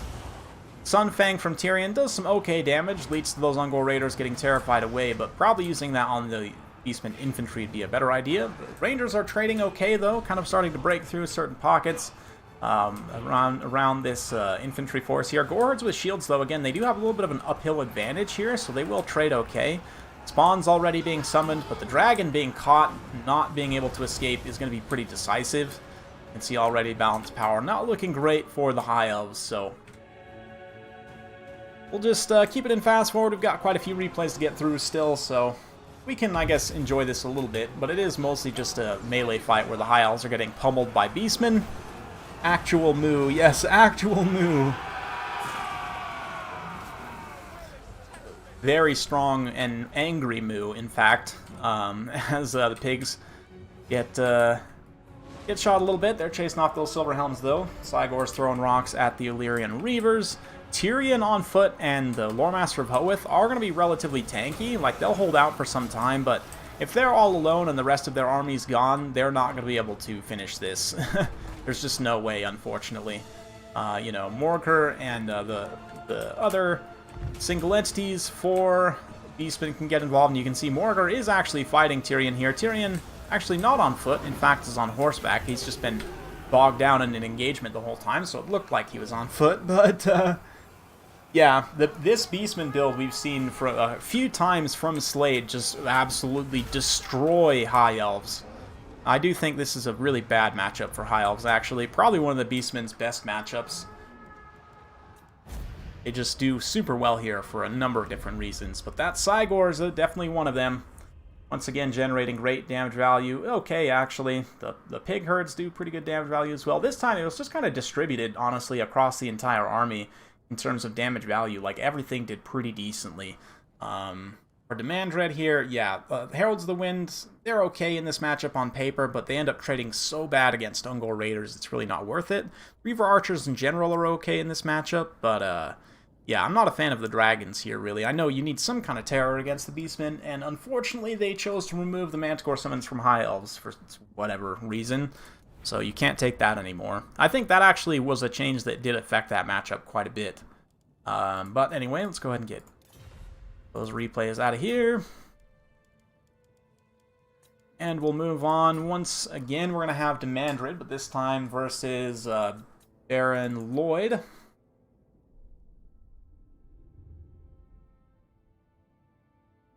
Hang on, I believe we saw this one already, right? This looks super familiar in terms of builds and everything, but I'm pretty sure this is the one where the... Maybe. Did we actually see this one already? Or did we just see a very similar game? No, I think it was actually different. Okay, so we've got Mazmundi up on Slock here. We've got a Feral Connoisseur, Croc Scores in the center. Got some Cold Wind Spear Riders, Skink Cohort, Source Warriors with shields, and some Chameleon Skinks. A Lithanar here. Or did we see this one already? I don't know.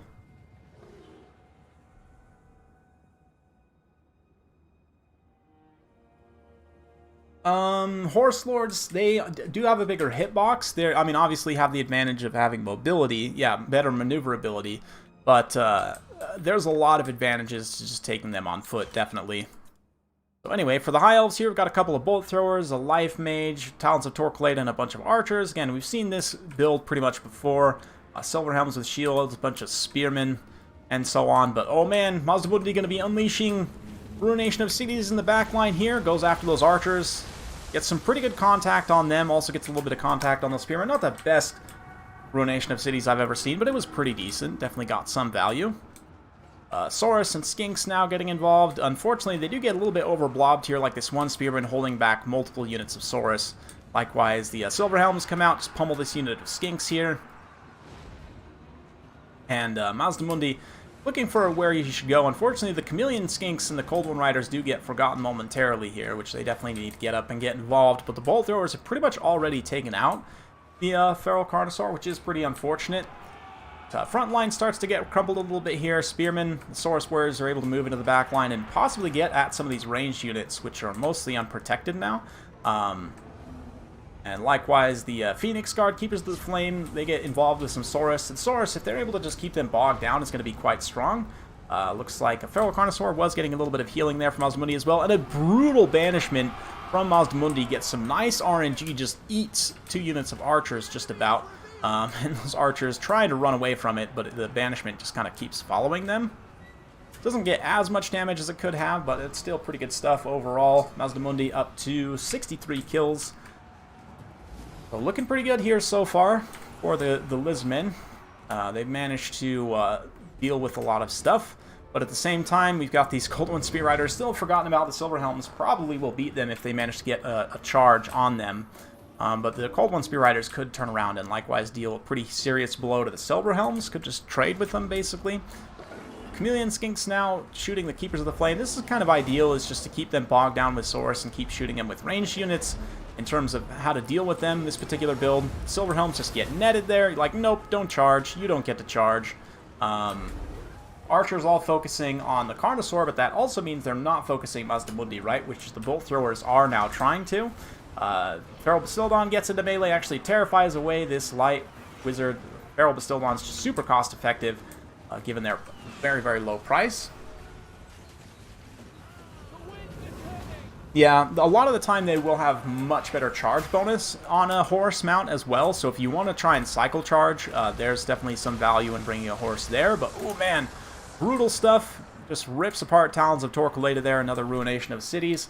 And Mazdamundi now moving forward to try and just finish off these archers. The Keys of the Flame can't really protect anymore.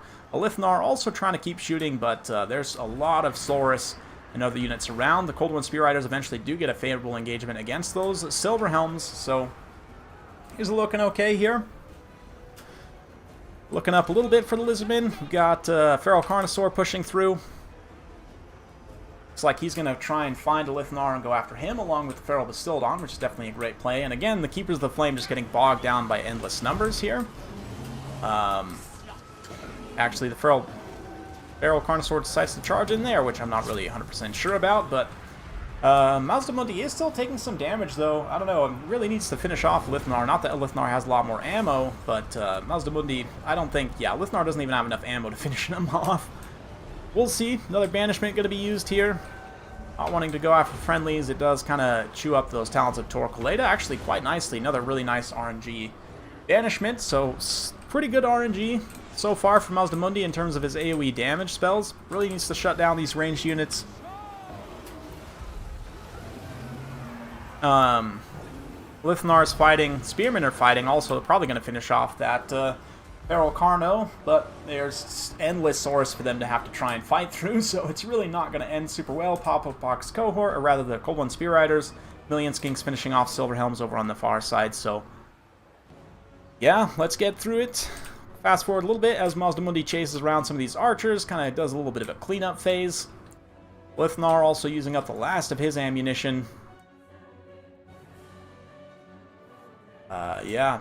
Feral Stegodon comes in once, Feral Bastildon rather, shuts down the Bolt Throwers, but pretty quickly it's going to be army losses. So, very well played to both players. It was a decently close battle at the end of the day. Demandra just getting some really nice damage with Mazdamundi's AoE damage spells, and that's not all RNG, some of that is placement as well.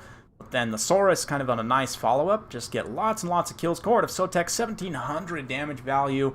Mopping up lots and lots of units. Yeah, Chameleon Skinks, although they were forgotten about for some time. Same with these Cold One Spear Riders. They end up coming back and largely paying for themselves. Croc scores do pretty decent here as well. 8 and 48 on the Feral Bastildon's very cost effective. Feral Carnosaur had a little bit of a rough time, but it's nice insurance against the dragons and so on. Yeah, interesting, I have to say. Good stuff. Andrew does take home a game there. let's go ahead and get to the next one between these two. It's now Demandroid versus Baron Lloyd, Coast versus Skaven, so might be in for a little bit of a shootout, although it looks from these builds probably not. We've got 4 Mournguls, a Haunter, 1 Cyrene, 2 Grenades, 3 Hounds, 4 Zombies, and Noctilus versus Throt, Plaguecaster. Got a bunch of Skaven Slaves. We've got, again, kind of mixed weapons teams, 2 weapons teams, Natty Boobos, and regular Jezzails, plus the Warp Lightning Cannons here. We've got Council Guard as well, so let's see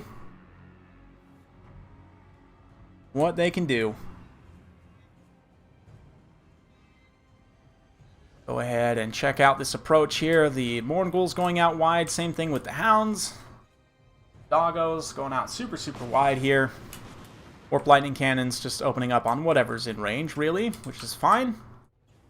The Mournguls are a very good choice in this matchup. The missile resistance and hunger means they can actually eat a lot of Skaven units up very quickly, but the Skaven Chaff comes forward to disrupt, just to allow the Jezzails and Warp Lightning Cannons more time to shoot. The Plague Furnace also comes in here, going to be summoning up even more, rats. And oh man, Noctilus just getting absolutely death sniped by the Jezzails and by the Warp Lightning Cannons. It's not often you see Noctilus actually get hard sniped like this, but he's definitely having a hard time so far. And if Noctilus goes down, then that's just donezo, right? For poor Vampire Coast. I say poor Vampire Coast. They are foul undead, so you shouldn't really feel too bad for them. But yeah, Nocti Boy and the Haunter too, just getting hard sniped by all those Jezzails.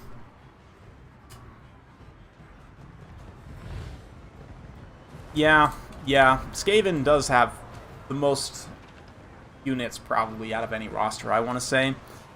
Hopefully some other factions get their updates soon, but yeah, we can pretty much guess how it's going to go from here. Noctilus gets finished off by the Warp Lightning Cannons, the Mourngull attack on the flank a little bit late, and also a little bit limp, not really doing a whole lot of damage here, given the kind of targeting orders and everything.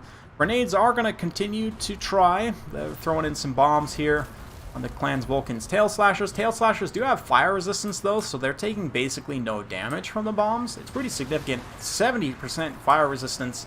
So the bombers, they're actually doing almost nothing, given that the bombs do deal fire damage. But yeah, the Haunters, the Mournguls are all going to start crumbling relatively quickly. And with them being gone, I mean, it's not looking great for Coast at all. So we can just fast forward through this. Don't need to watch the rest of that.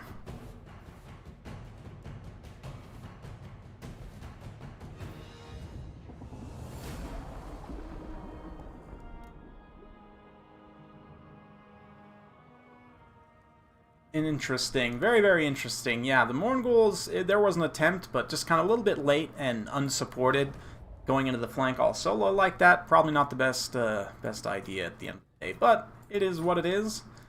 Let's now go to Slade versus Nevermore. Skaven have a square peg for every imaginable triangular hole, pretty much, yeah. I don't know. Araby, I think the time pretty much has passed for them, and given that the Games Workshop, it's really up to Games Workshop more than Creative Assembly, right? Games Workshop has not expressed any interest in bringing back Araby for the Old World Revival, so I don't think we'll see them. Basically, if you want to know what's coming for Total War Warhammer 3, all you got to do is look at that old world stuff for the Warhammer tabletop to see what they're planning. But anyway, we've got a massive horde of Marauders here. Regular Marauders, 5 up front. We've got 3 Berserkers, 4 Javelins rather, Armored Skinwolves, some Horsemen out to the flanks here. Million Skinks doing some skirmishing up front. We've also got the Umbral Tide, Regiment of Renown, Salamanders, Saurus Warriors with Shields, Popopox Cohort, Krokgar, and a Skink Priest Lore Beast. Interesting stuff. Some Cold One Riders out of the flanks here, pressuring. Right off the bat, that sailing boat was decent. Did some okay damage against the Chameleon Skinks. Also gave him Frostbite. Unfortunately, they weren't able to be caught by any Norscan units in the meantime. But, yeah.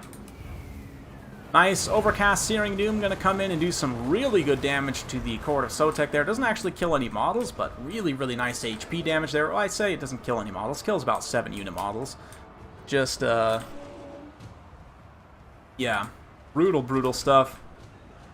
Another Salamander over on this other side here. A little bit at risk from these Javelins. If the Javelins turn their fire to the Salamanders, it'll be very, very rough, but right now they're still focusing on the Coldwind Riders on that flank there. Coldwind Riders are also hard pressuring over on the far flank, but already the Norscan Rush managed to take out multiple range units. Familiar with great weapons just wrecking those Umbral Tide like not even close.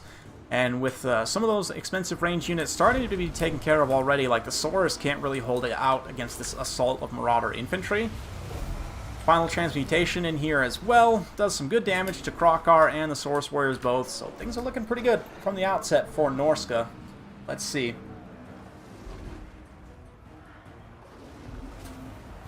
Oh yeah, I think 100% Ogre Kingdoms will be in the game. Yes, I do. Ogre Kingdoms are almost guaranteed, because they're a main tabletop faction. Yeah. Yeah. Let's see. So Armored Skinwolves getting blasted a little bit here. The Salamanders are able to somewhat form up a defensive position in the backline. Krokar also kind of protecting here. Chameleon Skinks screening out the Marauders over on the side. A lot of the Marauder infantry is starting to run out of steam, so actually the balance of power does pull back pretty considerably toward Lizardmen, and a nice, what is that, Hand of the Gods from Krokar. Blast Wolfric, gets some good damage on him. Familiar Warriors with Great Weapons also just about to get routed here. Coldwind Riders coming in doing some really nice armor-piercing damage, so maybe the Lizardmen can actually pull this one back. I was thinking they would be done for. But the Chameleons proving their worth at this point, continuing to stay set, stay firing. Yeah,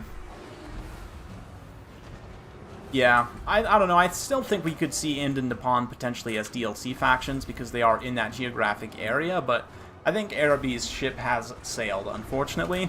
I know a lot of people were really wanting them as a faction, but yeah, Wolfric just getting destroyed now by Krokar. That being said, the balance of power is still tipping in Norsca's favor, even as Wolfric dies, because Krokar himself is also taking heavy javelin fire straight to the dome. Not to mention the Saurus Warriors just about to give up, Cohort of Sotek just about to give up, and Krokar obviously a lot more expensive than Wolfric on foot. So even though he did finish Wolfric here, well, I say finish, he didn't actually finish him, which is pretty critical. Wolfric can come back from rout, and he's not going to, his army's not going to suffer the Lord, you know, recently died penalty or recently fled penalty.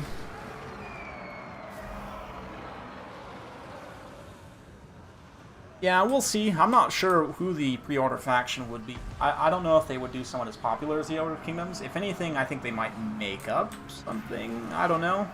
We'll see. I personally would be a huge fan of the Dogs of War factions. I've been wanting them for a long, long time. And it does make sense, if not, you know, just when Ogre Kingdoms comes out, I guess, sort of as an extension to them, or maybe like a separate faction, because they do utilize like Ogre mercenaries and stuff. It'd be interesting to see what they could bring to the table. But yeah, let's fast forward through this late game grind. Basically, we know what happens here.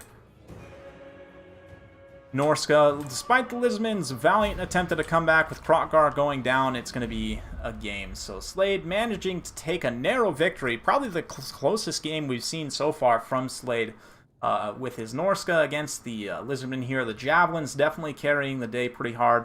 Berserkers also got some pretty decent damage in. Marauders and yeah, Shaman, Sorcerer, Lord Metal, Famir, everyone kind of contributing, but definitely the Javelins were the bright spot. Krokar did okay. But at the end of the day, he wasn't enough. Chameleon Skinks also doing some okay damage. Salamanders, despite getting compromised, did contribute somewhat. Coldwind Riders, same thing, but one. Oh man. Sorry guys, I'm getting tired. We'll see. We don't have too much more to get through, just like 5 more games. So, here it is, Slade X vs. Nevermore, Game 2. Once again, we've got the spiteful Lord with a Tormentor Sword. That would be the one and only Goblin War Boss. He's on his squig here. He's got Double Caster once again. Bunch of Archers here, Night Goblin Archers, the Rustiers even. 3 Airboys, 4 Airboys. Wow, so quite the Daka squad this time, which I like quite a bit against Norsca. Orc Boarboy Biggins, some Black Orcs here, 8 Peak Loons, Gobos. From Norsca, Double Giant, which is a really interesting play here. We'll see how that ends up working out. We've also got a Mammoth, got a Fmir Balefine, Lord of Fire, some Horsemen, some Marauders. Let's see how they can do. Marauders do pull up on the flanks here. Not any skirmish cav this time from Slade, which is interesting for Greenskins. But the Daka line is very, very real and very, very dangerous. Orc Airboys, basically crossbows. They have, what, like 5 AP per shot, which is on par with many crossbow units. 6 AP per shot even, which is going to be just brutal. You can see Wulfric already taking a lot of damage. And here comes the Squig. You might think, you know, Squig against a Mammoth. Obviously, the Mammoth wins, but when all the Squig has to do is run in, pop his Tormentor Sword, and then run away again, it definitely goes in favor of the nasty, spiteful little Squig. And 8 Peak Loons also getting a nice little Fanatics cast through those Berserkers as they try and pull away. The Rented Fungi gets used, and that enrages Wulfric into the 8 Peak Loons here. And the Night Goblin Warboss, one of the squishiest lords in the game, but has an incredibly strong ability set between these two. Basically like 2 hard snares, more or less. I mean, the Rampage isn't exactly a hard snare, but it can be used in a similar fashion, as we saw here. And between those 2 effects, that's pretty much all it took. Wulfric on the Mammoth is now done for. Gets one more little zap right in his booty. Scroll of Shielding helps resist some of that damage, but yeah, now the Daka line turns its attention to these sad, big baby giants. Norscan giants are very, very sad. Just getting absolutely gadded down here. Let's see. Dark Elves DLC. I don't know about any Dark Elves DLC. Looks like we're going to see a Burning Head from Norsca, though, down the line of archers. A little bit late on that, but does help roast out 1 unit of Orc Airboys. Unfortunately, does not get the Rusty Airs. But 1 Giant's been shattered now. A lot of the big monster power's gone. And pretty quickly, we're going to see this turns into a victory for Slade X Greenskins. So, yeah, Slade so far still undefeated on the day. Just absolutely beating competition down with Greenskins, which is awesome. Oh yeah, Rusty Spurs, it's very, very gross looking. Orc Airboys really were the main carriers here. Not really too much else to say. Orc Airboys are very strong, and they are absolutely a powerful armor-piercing missile unit. At least it should be considered as such. Black Orcs, likewise, also doing some pretty good damage. And Night Goblin Warboss didn't even have to take a punch there. All he had to do was use his items and abilities, which he did to great effect. So, good stuff there. We'll now go Nerub versus Demandrid, and then Nerub versus Slade, and then that's it for the day. Thanks, everyone, for joining. We are nearing the end of our time together for today, but it's been an absolute pleasure. We'll also go over the scores for the group at the end, so you guys can kind of track the wins and everything, and we'll go over, you know, kind of the group, how the group played out. Anyway, got another Spawn build, Sigvald with Spawn there. We've got Chaos Spawn with, Sorcerer Lord of Shadows there, a whole bunch of Marauders, some Forsaken on the flanks, which is an interesting choice. Marauder Horsemen taking some fire from those repeater crossbows. We've also got a couple of Scourge Runner Chariots. Charybdis, interesting choice. Don't see those every day. A couple of Bleak Swords. 3 Sad Swords, in fact. 2 Fierce Spears. Fire Sorcerer. Also got some Doggos hidden over on the side.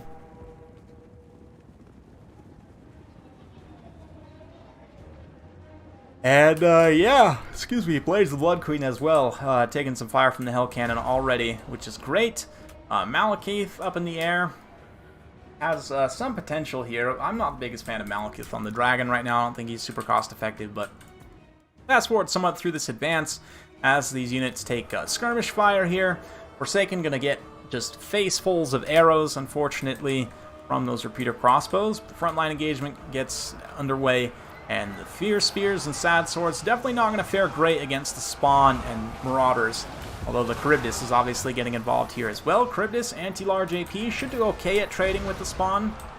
But man, Blaze the Blood Queen just getting destroyed before they even touch combat. It's really, really rough. We've seen some great use of Hell Cannons today. VTOL on the Hell Cannon does in fact blow it up. A little bit late on that for Malekith. Not able to really save the Blaze of the Blood Queen. I mean, they're still fighting with less than half their models. They'll get some value still, I'm sure. But Murderous Prowess kicks up already for the Dark Elves, and less than 2 minutes in, that is a very early Murderous Prowess. It means that a lot of stuff has died already. That's not necessarily a good thing for the Dark Elves. Yeah, Caster gets caught up by Hounds here in the back. That's an absolute disaster. And things are just not looking great. I mean, Malekith's still relatively healthy. He comes back, tries to bail out that unit of Poison Hounds, and the Charybdis also still very healthy. So although the army-wise it's looking very rough for the Dark Elves, they still have their E-Monsters components online. So, yeah, the Charybdis just moving to whatever targets it can get at, honestly. The Sorcerer Lord of Shadows here is a pretty decent target to go after. The Doggos just chasing the Scourge Runner Chariots. It's going to be continuously getting poisoned and bogged down, and really won't be able to perform very well. Might actually rout off these Scourge Runner Chariots a little bit here, but yeah, looks like they do actually pull away there. Excuse me, but even just harassing and haranguing these Scourge Runner Chariots, not allowing them to fight. Sigvald, like, gonna trade very well against the Charybdis. Charybdis, relatively low armor. Sigvald, of course, just massive defense with heroic killing blow up to 800 weapon strength, just about. Just pummeling this Charybdis. Of course, Charybdis doesn't have healing like the Hydra does, so big gross fish thing faces Pretty Boy, and Pretty Boy definitely wins in this particular combat. So we'll keep fast forwarding here. Balance of power actually very even at this point. Kind of managed to claw it back, have the Dark Elves. And a lot of that, again, is down to the single entity still being so healthy. So Malekith going to charge down. Malekith and the Charybdis together could maybe pummel Sigvald if they really wanted to. But it looks like there'll be some spell used on him. Word of Pain to debuff his melee attack. So he is taking pretty considerable damage and dealing a lot less damage in response. But Spawn are able to rush in. We've still got plenty of Horsemen as well. Still some Forsaken hanging around. Too drunk for scores. Yeah, I haven't been keeping track of the scores. I'm not gonna lie, I'm just focused on casting. But things are pretty clear at this point. Even though the balance of power isn't too decisive, Malekith and the Charybdis will eventually both give up. Charybdis getting chased off by some Marauder Horsemen here. The Repeater Crossbows try and screen out, but they also get chased off by Marauder Horsemen. Stuff starts to shatter. And that's it. One more final transmutation from Malekith. Charges in, just trying to take out whatever, tattered low leadership units he can get his hands on. But eventually the Spawn do come around, start to pin him in place. Same thing with the Hounds. Sigvald gets in there, and he's going to beat up Malekith. So, new Sigvald is a tiny raid boss. Yes, he is. He is a very tiny raid boss, but a raid boss nonetheless. So, Nerub taking home the win there against Demandred. We've got one more game between these two, and then we'll finish up with Slade versus Nerub. Now, Narub. I don't know, probably not pronouncing that wrong. I apologize. If that's the case, Nerub, if you're out there watching this. But, oh man, 2 mortars, 2 warp lightning cannons. Again, mix of clan rats, Skaven slaves. He does have a Hell Pit Abomination this time as well, plus Throt and the Plague Priest. On the Vampire Coast side, got Morngul Haunter, some gunnery mobs, we've got deckhands, some wolves, sirens, similar to what we've seen before for this particular player in this matchup. Mornguls, unsupported out on this flank, is a little bit of a dangerous proposition. Let's see how they do.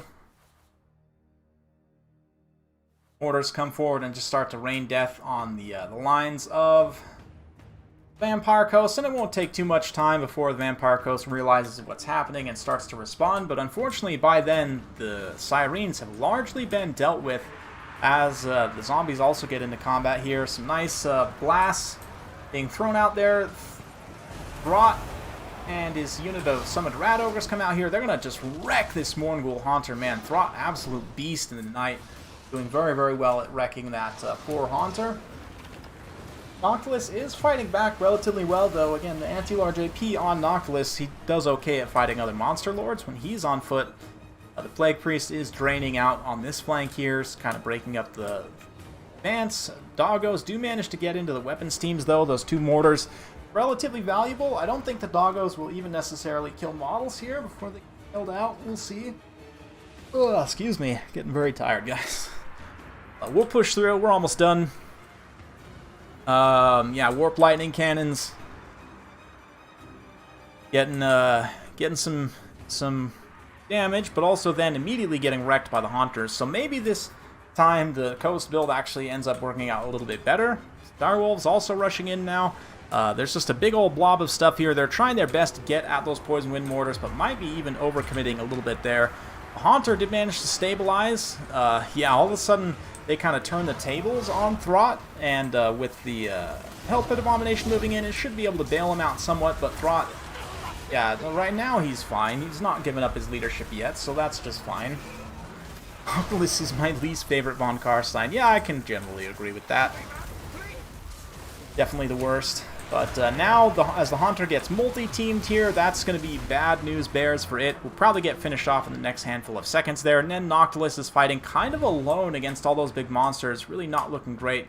Mournguls moving in on the flank, though, have destroyed the Warp Lightning Cannons. The Doggos now chasing off what's left of the crews. Yeah, run away quick from our reinforcements, right? But at this point, the mortars are able to get free, and there's just not a lot left for Vampire Coast. I mean, the Haunters, yes, but once the multiple drain effects get used on the Haunters, like we've got the Plague Priest here who can drain, not to mention, of course, the Poison Wind Mortars providing a very strong draining effect. There's kind of multiple like passive damage sources against these Mournguls that will wear them down over time. Also, that extra anti-large being used on everything in this pocket definitely helps. Clan Rats, just regular old Clan Rats, get a little bit of extra anti-large there and can punch a little bit harder. Nice Invocation of the Heck, though, will heal up some of those Mournguls models, most likely. So, yeah, it's still pretty close at the end of the day. It was a little bit down to RNG, but the Hell Pit Abomination does make a pretty big difference as well. Not like the Haunters, the Mournguls are going to do much at all against the Hell Pit. Like, Noctilus can try and stand and fight it, but he's probably going to get bullied as he currently is. The Hell Pit Abomination just has so much HP that it should probably win that fight regardless. But anyway, yeah, very, very close game, actually. Really, really good game. May end up casting this one separately. Scurvy Dogs come in. They're going to once again disrupt those Poison Wind Mortars, not allow them to fire. The one unit, if they can rout them off, that is going to be super, super important in order to preserve all these other units. But look at this, the Hell Pit Abomination, the Plague Priest actually, rather, just about to go down here. Likewise, Throt is at his healing cap, and he is taking pretty consistent damage. But will the multiple drain effects be enough? The Mournguls, they're healing, they're dying, and they don't really know what's going on. Everything is terrible, to be honest, for them. I mean, everything would be terrible for you, too, if you had a mouth that looked like that. But I would love an army painter. I would love an army painter. Nostradamus. That's a great name, by the way. But yeah, with Throt now going down here and the Plague Priest now going down, I think this is probably all she wrote for Skaven. Let's see if the Haunters are able to finish the job. Nope. Looks like Throt does manage to get away there. Recombine with the Hell Pit Abomination, pull back up and around and get another engagement here. So we'll keep fast forwarding as it is a little bit of a grind for these Haunters to then fight these two big, anti-large AP poison single entities. Who ends up winning out in the end? It's anyone's guess. A lot of it comes down to RNG, but Noctilus actually gets a few key hits on Throt here, and Throt then gets routed. With that, the Hell Pit Abomination is going to have some leadership issues, and you can see the balance power just tips super decisively once Throt's gone. Very quickly, they're going to lead to army losses, so Demandred manages to take home another win there against Nerub with the Vampire Coast, and credit to the Hounds, man, the Mournguls as well. I didn't think they were going to do as well as they did at the end of the day, but they managed to do enough. Route off enough units, same thing with these Doggos. Great value on the ones that chase routing units. Love to see that. Poison Wind Mortars, obviously, crazy insane damage, but not as insane as you would normally think. Throt, though, did some pretty good stuff, as did the Hell Pit Abomination. They both pay for themselves. Warp Lightning Cannons, not so much. They had a really rough time kind of being hung out to dry there against those Foul Mournguls. So that's that. Now, finally, we'll finish up with Slade versus Nerub. Once again, we're going to see Foul Tormentor Sword Goblin. This time against Warriors of Chaos. We've got Sigivald, Shadow Sorcerer on foot, bunch of Marauder Horsemen. Got some spawn, the Hell Cannon once again. The Demon Spew, Regiment Around Forsaken, some Marauders up front. We've got Black Orcs this time. And we've got Stone Trolls, Mangy Marauders, not a lot of skirmish tools, but a handful of air boys, and the, Rusty Airs, a bunch of Spider Riders as well, some War Cavalry, so already Hell Cannon obviously making its presence felt. A nice kind of spread forward formation, good skirmishing with the Marauder Horsemen and so forth. Chaos Marauders, Griffins trading with Black Orcs. They'll trade decently cost-effectively, actually, but it is going to be pretty bad for them. They've done some damage in response, though. Chaos Spawn also charge in, help equalize that fight out a little bit, while the Stone Trolls charging in the center, where Sigvald is going after the Demon Spew. Nice Fanatics unleashed on the Demon Spew, and because they're low HP and armor, they'll take considerable damage from that. Likewise, we've got Overcast, Bit of Shades to finish off one unit of Black Orcs there. Charging in from the flank, though, we've got some Orc Boy Biggins hunting for value. A nice charge on them, 50 charge, 40 weapon strength with while active, 46 attack as well. Yeah, here we go. Oh man, charge, Wa unfortunately fades just before they make contact with that unit of Marauder Great Weapons, but still, I mean, they're just Marauder Great Weapons at the end of the day. Hounds are making mincemeat of the back, at least they're trying to. Now the Boars come back and screen them out. They're going to try and bail out these archers here, make sure they can keep firing. Demon Spew completely gone, though, at this point. A lot of the Marauders are starting to run out of steam. They don't really have a lot of tankiness. But yeah, here comes the foul little Gobbo. He's going to get in range and try and pop Tormentor Sword and the Fungus at the same time. So Sigvald's stats are significantly down. Or, oh no, that Fungi must have been popped on somebody else. That's weird. Maybe misclicked it onto that, you know, whoever else was there. But regardless, Sigvald getting Tormentor Sworded and then surrounded by Black Orcs is basically worst case scenario for him. He does have Fight or Die active to give him some extra melee defense, but the Squig does... Oh, he's not even on the Squig, is he? Oh, he is. The Squig does anti-infantry AP damage, so the Night Goblin Warboss is cycle charging Sigvald. That could potentially be a little bit of a problem. And not to mention, Sigvald's army is quickly crumbling. I mean, he has managed to take out most of the Black Orcs, except for this one unit, kind of two tattered units, rather, fighting here. But is that going to be enough at the end of the day? That it doesn't really have a lot of ways of getting at these archers. I mean, we've got these tattered Marauder Horsemen, but they can be counteracted by the Greenskins light cavalry. But, yeah. Chaos Marauder Great Weapons also following through. The Boar Biggin's going to get a nice little charge in here, interrupting those Marauder Horsemen, not allowing them to get home on the Orc Airboys. Orc Airboys then turn around and start firing in at the Marauder Horsemen there. The heroic fight. Sigvald's actually having a pretty bad time of it, considering he's surrounded by Black Orcs and Stone Trolls, all of which have very high weapon damage. They get him in a surround. They should be able to do pretty consistent DPS there. Not to mention the Warlord's still hanging around, I believe. The War Boss, yep. Just chilling up on the hill right here. Soul of Damnation still has plenty of ammunition left, though. Let's check in to see where it's firing. The Orc Boar Boy Biggins have not been able to come up and shut it down. Will that matter, though, if they actually end up losing Sigvald straight up here, and he is at risk of getting circle beaten by Stone Trolls because he's going to get kind of stagger locked here. Looks like he actually kills a troll there. Still just taking consistent hits from those Stone Trolls there. Let's see, he's regenerating a little bit. Nice shot from the Hell Cannon there into the Black Orcs, and the balance in power is actually stabilized somewhat as the Warriors of Chaos start to get some of their forces back, and Sigvald starts to do his thing of just tanking out ridiculous amounts of damage while the Hell Cannon continues shooting. Yeah, the Chaos player here doing a great job just mirroring the Cav for the most part, not allowing those Orc Boar Boy Biggins to get through and get at the cannon piece, but finally I think they're probably going to be able to. Nope, the Marauders do actually end up interrupting them, so very good stuff. The Hell Cannon manages to stay online just that ever a little bit longer. That could prove pretty decisive against these very tattered units here. Swing and a miss, though. Unfortunately, on those Rusty Airs, they're able to keep going. And Marauder Horsemen doing their best to kind of flow in and out of here and not commit overlong to any one engagement. But look at this! The Fermented Fungi gets used on Sigvald. His melee defense was way down there. Unfortunately, Night Goblin Shaman didn't get that much of a damage spike, but also now gets Sneaky Stabbing up to 69 melee attack. Very nice. 465 total weapon strength. Heroic Killing Blow on Sigvald. He goes up massive power spike as well on his weapon strength, but taking a few key hits there from the Spiteful Gobbo. And look at that! The lowliest of lowly lords, the Night Goblin War Boss, finishes off Sigvald there.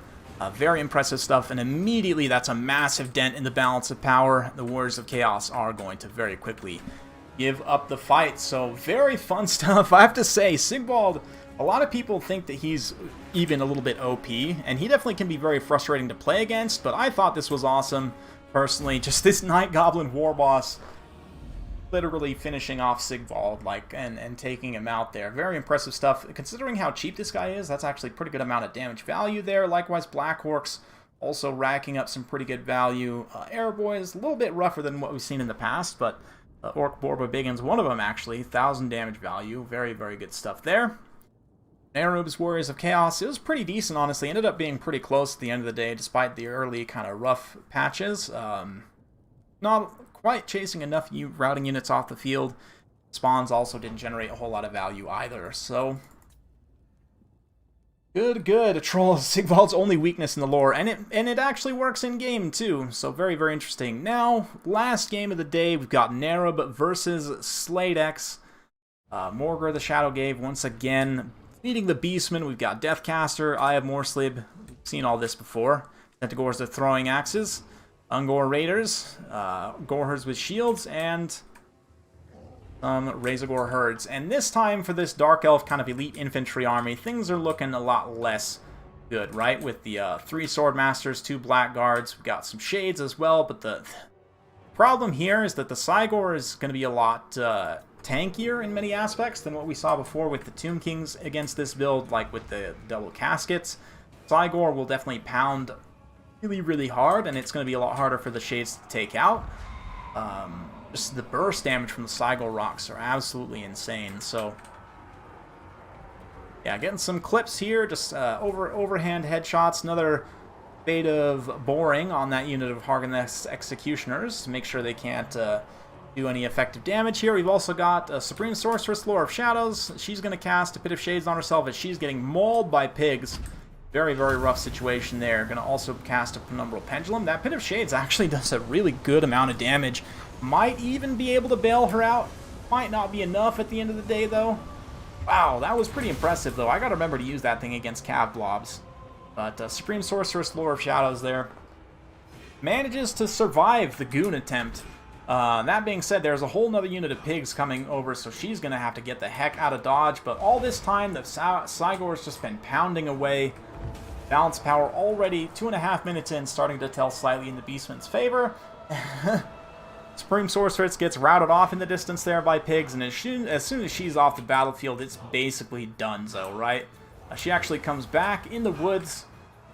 Unfortunately for her, Razorgores don't suffer any woodland penalties, so they're just going to finish her off. And that will be bad for the Dark Elves, definitely. Mauled by pigs. Well, I'm sorry to say, Hank, that it does not look very good for the Druchii at this point. They are getting just mollywopped by all these angry beasts. Spawn summons now active at this point. Cygor completely unopposed, just continuing to throw rocks at anything that moves. Should be a pretty swift victory for the Beastmen. Yeah, under 4 minutes. Pretty impressive stuff, so Slade manages to go undefeated on the entire day here. So let's quickly, let me see if I can actually do this.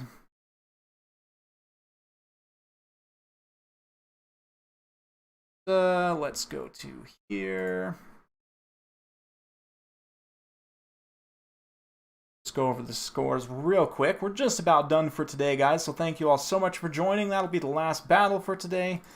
So let's go ahead and have a look at this here. Add it in.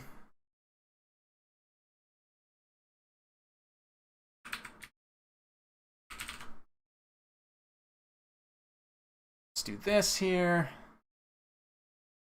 There it is. So, as we can see, if I blow this up, in terms of the points, Slade being undefeated goes all the way up with 12 points. Next in line, we've got Baron Lloyd managing to come through at 7 points. Then you've got a whole kind of distribution gaggle of people. 4 points, let's see, for Nerub, and 3 points for Demandred, kind of following in behind there. And then a whole bunch of people are at 2, so they may end up having to play some tiebreakers there. There is one person that looks like who hasn't played any of their games yet, so that could potentially change some of the seeding as well. But man, hats off to Slate X, just absolutely dominating this group with Greenskins and Beastmen and one Norsca game we saw. Baron Lloyd also, congratulations, man. 7 wins in a group like this, quite impressive stuff. So you will definitely be moving on. You know, even with the games yet to be played, you're basically guaranteed to move on, right? As for Demandred and Nerub, you guys are also likely to move on. The rest of you will have to try and claw back a game or two if you can. But yeah, great stuff. Awesome games, guys. Thank you all so much for participating. Yeah, all you players out there, everyone who came for the stream today, thank you all so much once again. This is come here to listen, not to read. Touche, Nate. Touche. I see where you're going with that, so I'll just kind of read it off to you. But yeah. Oh, it looks like there's maybe one other player too, Markelov, and yeah, I can't really read that from here. Hideaki Minakawa. Hopefully I'm not pronouncing that too bad, but there's still a few games yet to be played, few series yet to be played. So we'll look forward to those. Yeah, stay tuned for more. I may cover some more games from this group in some recorded replays when they do pop up. But thank you all so much for coming out. It's been an absolute pleasure. Probably King of the Hill streams later on in this week. Maybe Friday. Kind of pencil in for a King of the Hill stream. So maybe I'll do a stream over the weekend as well. But I definitely want to get back into the habit of streaming more often for you guys, because it is something I very much do enjoy. So thank you all so much for joining. Moo, indeed. Lots of Beastmen wins. Yeah, thank you all so much. Be sure to check out the Warhammer World Championship website. If you have not already, you can donate to the prize pool if you would like, if you feel so inclined, or just, check out all the details there. Thank you so much, guys.